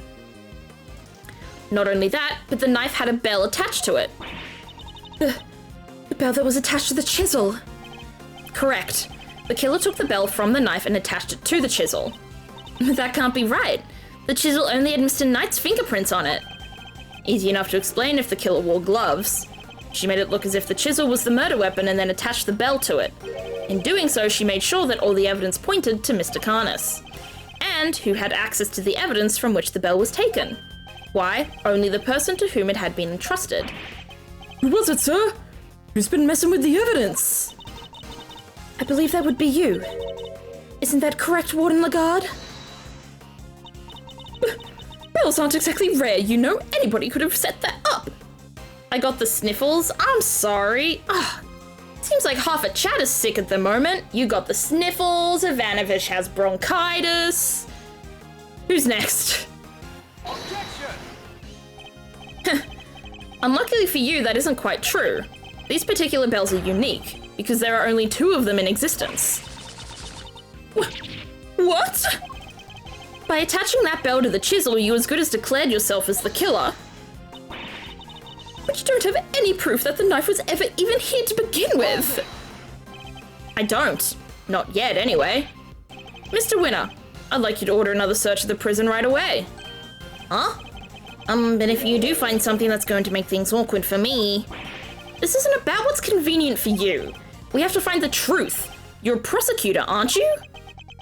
Those are very different things. Yes, but they're still illnesses. You know, this worthless excuse of a prosecutor. If I had investigative authority, I wouldn't be sitting on it. Anyhow, it's not my decision to make. The warden would have to authorize it. You know full well that she'll do no such thing. You have the power to insist on a search. Use it. Sorry, darling, but not without that evidence. The goddess of justice cannot bestow her blessings on those who lack the proof to support their claims. I'm too sick of Winner. That's such a mood. That's such a mood, G Charizard. Our work here is done. The rest of this matter will have to be settled in the courtroom. No! If we give Lagarde the opportunity, she'll destroy whatever evidence is left. I have to object, I have to stop them. But... what do I say? I don't have anything concrete to offer. Should I make toast or see if I have yogurt? I do like yogurt. But toast is good. Yogurt is easier, but toast is yummier. What am I thinking? I'm never this reckless. No, I can't back down now. I've got to put everything on the line. I'm not a prosecutor Prosecutor? I'm not a prosecutor right now. I'm an associate attorney with a client to defend. Only I can save Mr. Saint. And that means... even if my chances are 1,000,000 to 1, it's still worth a shot. It's now or never. Should I object? Yes.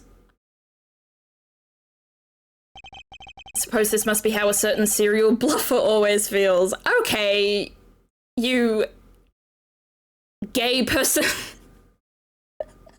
I couldn't think of anything else to say. You old romantic. We get it, you love Phoenix, right? Regardless, I cannot walk away. Objection! Wiener Kid. That is a good nickname. It's better than any of the nicknames he gives Miles, that's for sure.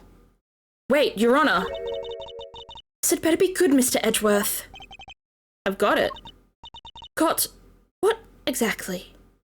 Do not have yogurt, but I have leftover fried chicken, cheese curds, and fries. Well, the fried chicken might be nice, especially with the fries. The real murder weapon, of course. I know where Mr. Carnus's knife is. Do you really, Mr. Edgeworth? I do. Not at all. If I did not know better, I would say that you were bluffing. You wound me, Your Honor. I don't know the meaning of the word. No! I do know where the knife is. It's in the alligator. Oh my gosh. Because the alligator swallowed something metal, remember? Oh my gosh, it's in the alligator. This is terrible for my heart. There's no way you could. It's not here, I tell you. Well, would you be so kind as to enlighten us? Where is the real murder weapon? Think, Miles, think. Somewhere not even the police would search, a blind spot in this zoo. Why did you let it? I didn't. Hey, no. We found out it had swallowed a knife. We weren't there when it swallowed the knife. We didn't let it do anything. It happened before we got here. Don't defame me. A blind spot in this zoo. A hiding place that the warden could be absolutely sure of. A hiding place?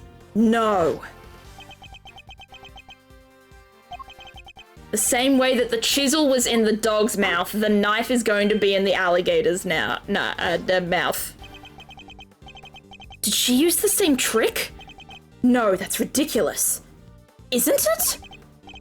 But the more I think about it, how many foolproof ways to evade detection could there be? Mr. Edgeworth, how long do you intend to keep us waiting? There's the faintest possibility I'm right, but if I'm wrong, we stand to lose everything. Your Honor, this is where the real murder weapon is hidden. I'm gonna be specific too. It's in this corner of the yard. I have terrible news about my sniffles. Oh no! What's wrong? Here? In the yard? Indeed. I don't believe I understand. Would you care to explain a little more? Where exactly is the real murder weapon hidden? Let's just move this way, shall we? There he is. Hey, lady. Of course. That's what it must have been. The metal detector. Detecting the metal in the alligator. The metal detector was reacting to something inside her after all. Your Honor, I'd like to remind you of this piece of evidence. The chisel? Didn't we just figure out that it isn't the murder weapon? You might recall that Mr. Karnas hid this chisel in his dog's mouth. Would you believe that the real murder weapon was hidden in much the same way? I laughed so hard while I had soda in my mouth. Oh no! Oh, gross! Icky! Get the tissues! That's right. The murder weapon is hidden inside the alligator in that pond over there. What? No way! We detected the presence of a metallic object during our earlier investigation. Judge Gavell, we need to know what's inside that alligator. Understood. Then we will need to summon a veterinarian. I'm sure I could get the little sweetie to open up for us. I'd be happy to give it a try. Please, by all means. And now Regina gets her head bitten off, much like her boyfriend before her. Warden Lagarde, the real murder weapon is about to be revealed. Why not do the right thing and confess? I have nothing to confess. As you wish. Then you can simply wait and watch as your lies are exposed. So, we got it. This has to be it. It's over, Fifi Lagarde. The real murder weapon was Bodhidharma Karnas' knife, making you the only person who could have killed Bronco Knight. I know, we have so many accomplices as well. We have Karnas because it was his knife. We have Casarado because he dug the tunnel. We have the alligator because he swallowed the knife. We have the dog because he took the chisel. Everyone's implicated. I'm not the criminal here. This is all Karnas is doing. I did the right thing, and I was a threat. He was Karnas' lapdog. Curse that despicable man. Karnas, why did he have to come and ruin my perfect little home? We could have been happy forever if it wasn't for him. He ruined my paradise on Earth. He ruined everything. Curse him. Curse that pitiless butcher, that awful, terrible, despicable man. Curse him.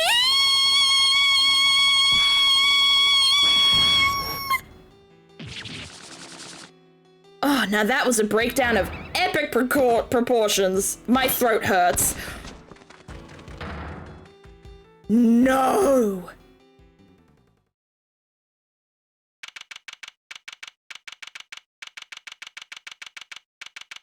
They were all foxes?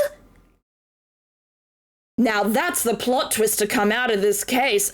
Every part of her coat was foxes?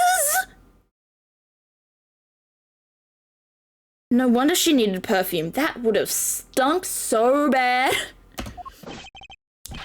Prosecutor Thwinner, sir. The test results have just come back. Winner? I guess we've all been under a lot of stress. Traces of Bronco Knight's blood were found on Mr. Carnus's knife. It's just like you said, sir. Congratulations on a stunning victory. That's where that's from, apparently. Thank you, officer. Excellent work. You can continue complimenting me if you like. Yes, sir. Thwinner wins again. Think I'm welling up a little. With rage? Excellent work, Eustace. Just a few loose ends to tie up and we're done. Huh? What are you talking about? I just solved the case, didn't I? We have yet to confirm whether or not Knight really was working for Mr. Carnus. It will be vital to know if Warden Lagarde was simply jumping to conclusions on that front. Huh? Huh? There's Clueless, and then there's you. This kid. Ah, well, then I guess we'd better get back to our investigation. Alright. Officer, you're with me. You're about to see the winner with a whole lot more. Prepare to witness first-rate investigative talent in action. Yes, sir, I'm right with you, sir. Can't wait to watch you at work. It's winning time! That sounds like a fucking meme. Hey, remember when Eustace Winner said, it's winning time, and then won all over the place? Just sounds like that meme.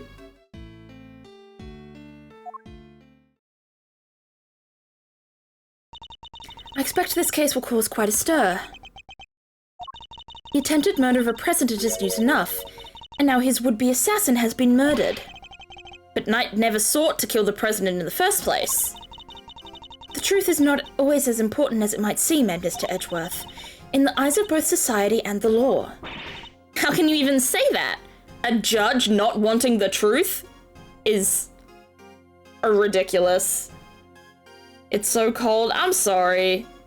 Hopefully it'll warm up soon. Listen, you're almost halfway through winter. You'll get through it. You do not have to believe me. However, as a prosecutor, Mr. Edgeworth is obliged to accept that this is the reality of the world he operates in. Being a prosecutor is about more than proving people guilty. That's what I believe.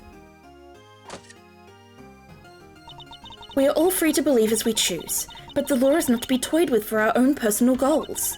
If you refuse to accept this, then you must prepare to suffer the consequences. What does that even mean? Wait, you're not gonna take his... I'm afraid I must be going now. Farewell, Mr. Edgeworth. I'm surprised I didn't get sick during the season shift. I almost always get sick when cold weather comes around. But like, I do mask a lot when I'm outside. I mask every time I go to work. So I didn't get really sick last year, thankfully. But I do often get like a really chesty cough whenever the seasons really change. Like from autumn to winter or from winter to spring. I find then that's when that comes to me. But I didn't get it as badly this year. I used to get it horribly when I was a kid though.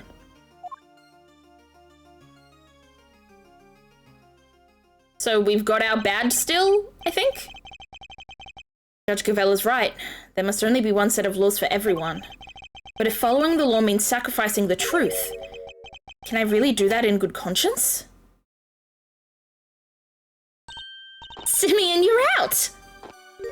And the monkey! Hi, Regina! Is everything alright? They did let you out, right? Yeah. But I'm so confused about what's going on. Some guy just came and said I was free to go and that I have Mr. Edgeworth to thank. You sure do. Mr. Edgeworth found out who the real killer is. Really? You did that for me, Mr. Edgeworth? Beep.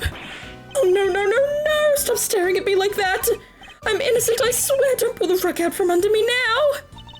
Stop it, silly. It's true. He saved you. So say thanks already. Oh, okay. Thank you, Mr. Edgeworth. Thank you. And a great big Regina Berry thank you from me too. Mr. Saint talking directly to me? Small victories, I suppose. Can I just ask one question, Mr. Attorney? Sure. I'm not actually an attorney, though. I thought Bronco was my friend. No, my best friend. I trusted him, but now... But now? Well, it's just... I never knew. I never would have believed that he could hate somebody enough to want to kill them. If he kept something like that from me, then he never really trusted me, did he? That's not true, Simeon. Of course he trusted you. No, he didn't. If he had, he just told me. I could have stopped him. I could have told him that hate never helps, that he had to let go of all that stuff. Mr. Saint, I think you're forgetting something. I should show him the thing that proves Knight trusted him. Oh, what was it?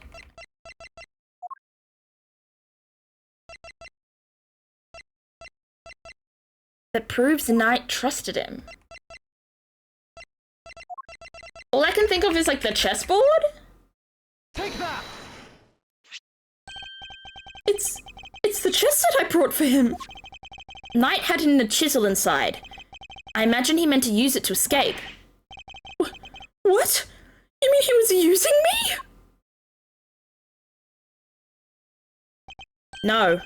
He believed in you. He knew he could count on you to bring it, and that you would never be so untrusting as to look inside. I imagine that by not telling you, he was hoping he could keep you from getting caught up in his mess. Oh. Bronco, why didn't you tell me? At least you understand now, right, Simeon? I'm sure he does. He may not show up, but Simeon's no dummy. A good night's sleep and he'll be completely over this whole thing by tomorrow. Okay, I feel like there's a little more trauma to this than some other things he's been through, but sure, Regina. It's not as complimentary as you think it is. I'll try. I have to for Bronco. I have to show him I can become the best animal trainer out there. That's the spirit. Aw, monkey tooey. I finished my chicken? Nice. I almost forgot. We're doing a new show soon. I'd love it if you could come, Mr. Edgeworth. I'll be joining Regina on stage for this one. That's right. The Berry Big Circus is the biggest, most fabulous event in town. You'll have oodles of fun. Are we gonna have another circus? Another circus murder? I pray to the heavens that we don't. Sounds great, doesn't it, Mr. Edgeworth? Come on, we have to go. I'll think about it. All right, Simeon, we've got some training to do. I think it's time you and Regent got acquainted. What? Regent the Tiger? No way, I can't. No. Oh, you'll be fine, silly. You'll never meet a nicer kitty cat. I can't. Please, Regina, anything but that, please. Another satisfied customer. Well, that was really something, Smiles. Talk about pulling it out of the bag. I couldn't have done it without you, Fender. Without your timely intervention, she would have gotten away. Besides, I have you to thank for even being able to investigate the case in the first place. Oh, stop it. Pat me on the back any harder and you're gonna make me blush. Or topple over.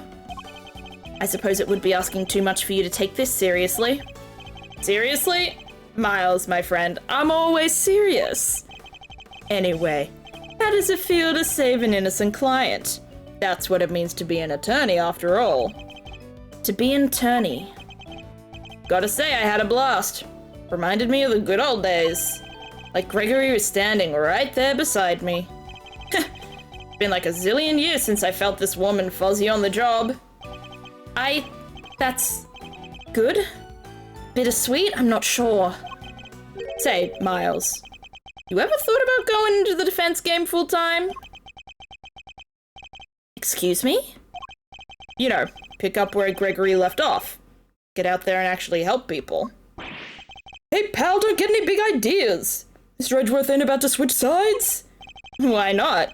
Coming over to the light side's all the rage. Everybody's doing it these days. Come on, Mr. Fender. You know, it's not about that. Chill, team, chill. Don't get it twisted. I was just asking a perfectly innocent question. No, you weren't. The heck you were. Looks like you've got a mean defense team there yourself, Miles. Fender, I'm a prosecutor. Yep, and I'm an attorney. You could be one too. I'm serious. Well, I've said my piece. Change your mind, you know who to call. I think that would be cool if Edgeworth did pivot and become a defense attorney. But I also feel like it would be interesting character development, but at the same time, I think it would also be reverting a lot of his character development. Like, him becoming a defense attorney again would be defense attorney at all, would be very poetic to be able to finally follow in his father's footsteps and feel like he's finally worthy of doing, you know, the same job his father did and be able to do that. But at the same time, he has spent, this is the 5th game now, 5 games learning, unlearning, and relearning what it means to be a prosecutor, kind of rewriting the rules in his head and what it means to be a prosecutor and how it's not just a guilty verdict, it's about finding the truth. So I think it would make more sense for Edgeworth story-wise to continue as a prosecutor and to continue trying to, like, reform how prosecutors work and how prosecutors view their work. Try to, you know, try and knock it down from the inside and transform it there instead of fighting the good side, you know?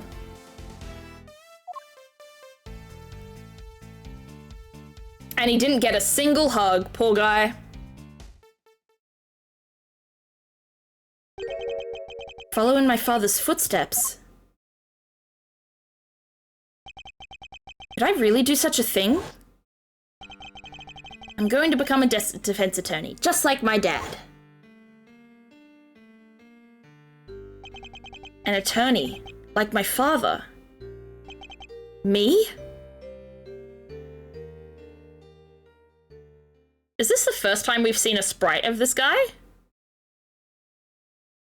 The end. Let's go. Yes, save my progress, please.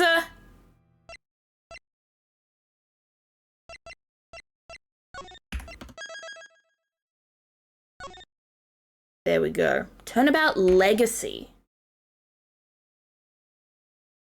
I know I'm asking a lot, but can we watch the Case 3 opening cutscene?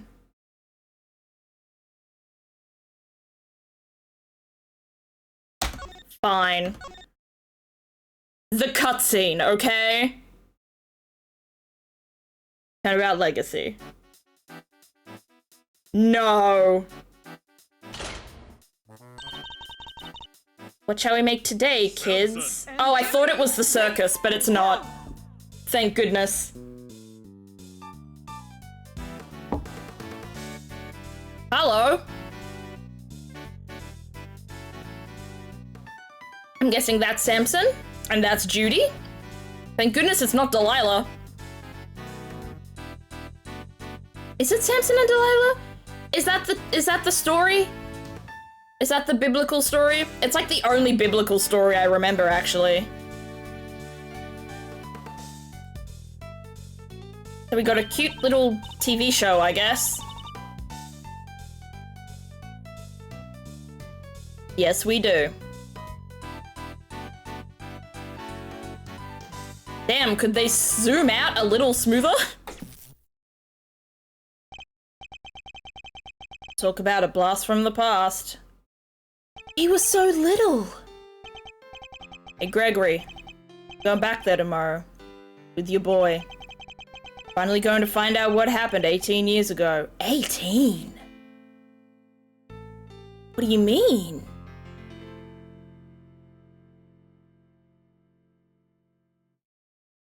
Are we doing a Fender case?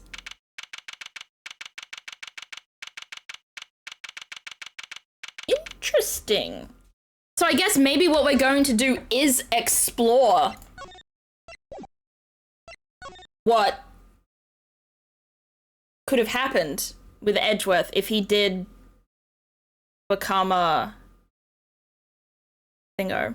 Thank you for the posture check, Callisto. I think my posture's pretty good right now. I am sitting cross-legged on my chair, but like my back is straight. So like it's not that bad. All right, chat. Let's find ourselves somebody to raid. That was a good case. And I like, it's not every case that this happens where I predict who, you know, the big bad evil person is, but like I feel like I'm getting better. I'm getting better at it. I'm getting better at it. And I called that it was the warden so long ago. Thank you for the head pats too. Though they may have been chin pats because I'm on the Just Chatting screen. Why do I look like that? There we go. Go away, Scuffberry. Alrighty. Let's find someone to raid. Let's see. We've got some Phasmophobia. We've got some Hightail. We got a few. We got some Stardew. Any ideas? Any suggestions? Any particular favorites we want to look at? What are we thinking here, chat? What's the preference? We got some Chrono Trigger. Those are probably the three I'm gonna look at. Captain Flare 56, that is not what I asked, Callisto. I asked what game are we interested in watching. I am not taking suggestions right now, especially when you do not ask to give a suggestion first. Gotta be polite now. And no, I won't take suggestions this time round. Just typing in Twitch. Okay. Okay. Trying to text a friend. Okay. That's alright then.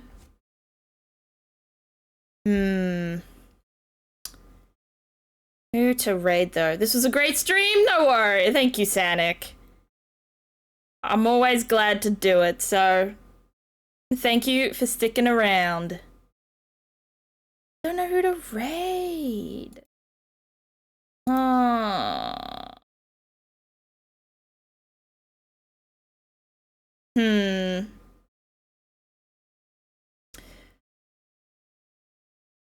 You want Faz? We can go to Faz then. We'll go to Faz. We can say hi to Ash. It's been a minute since we've said hi to Ash. So let's give her some love today. All right, chat. Oh shit. What did I do there? I made a clip. I didn't mean to. I'm gonna have to delete that. What am I doing? All right. Let's go to Ash. All right, everyone. We are going to be raiding out to Ms. Ash Rocks. Thank you, everyone, for the great stream today. Make sure to send all of the love over to Ash as we head on over.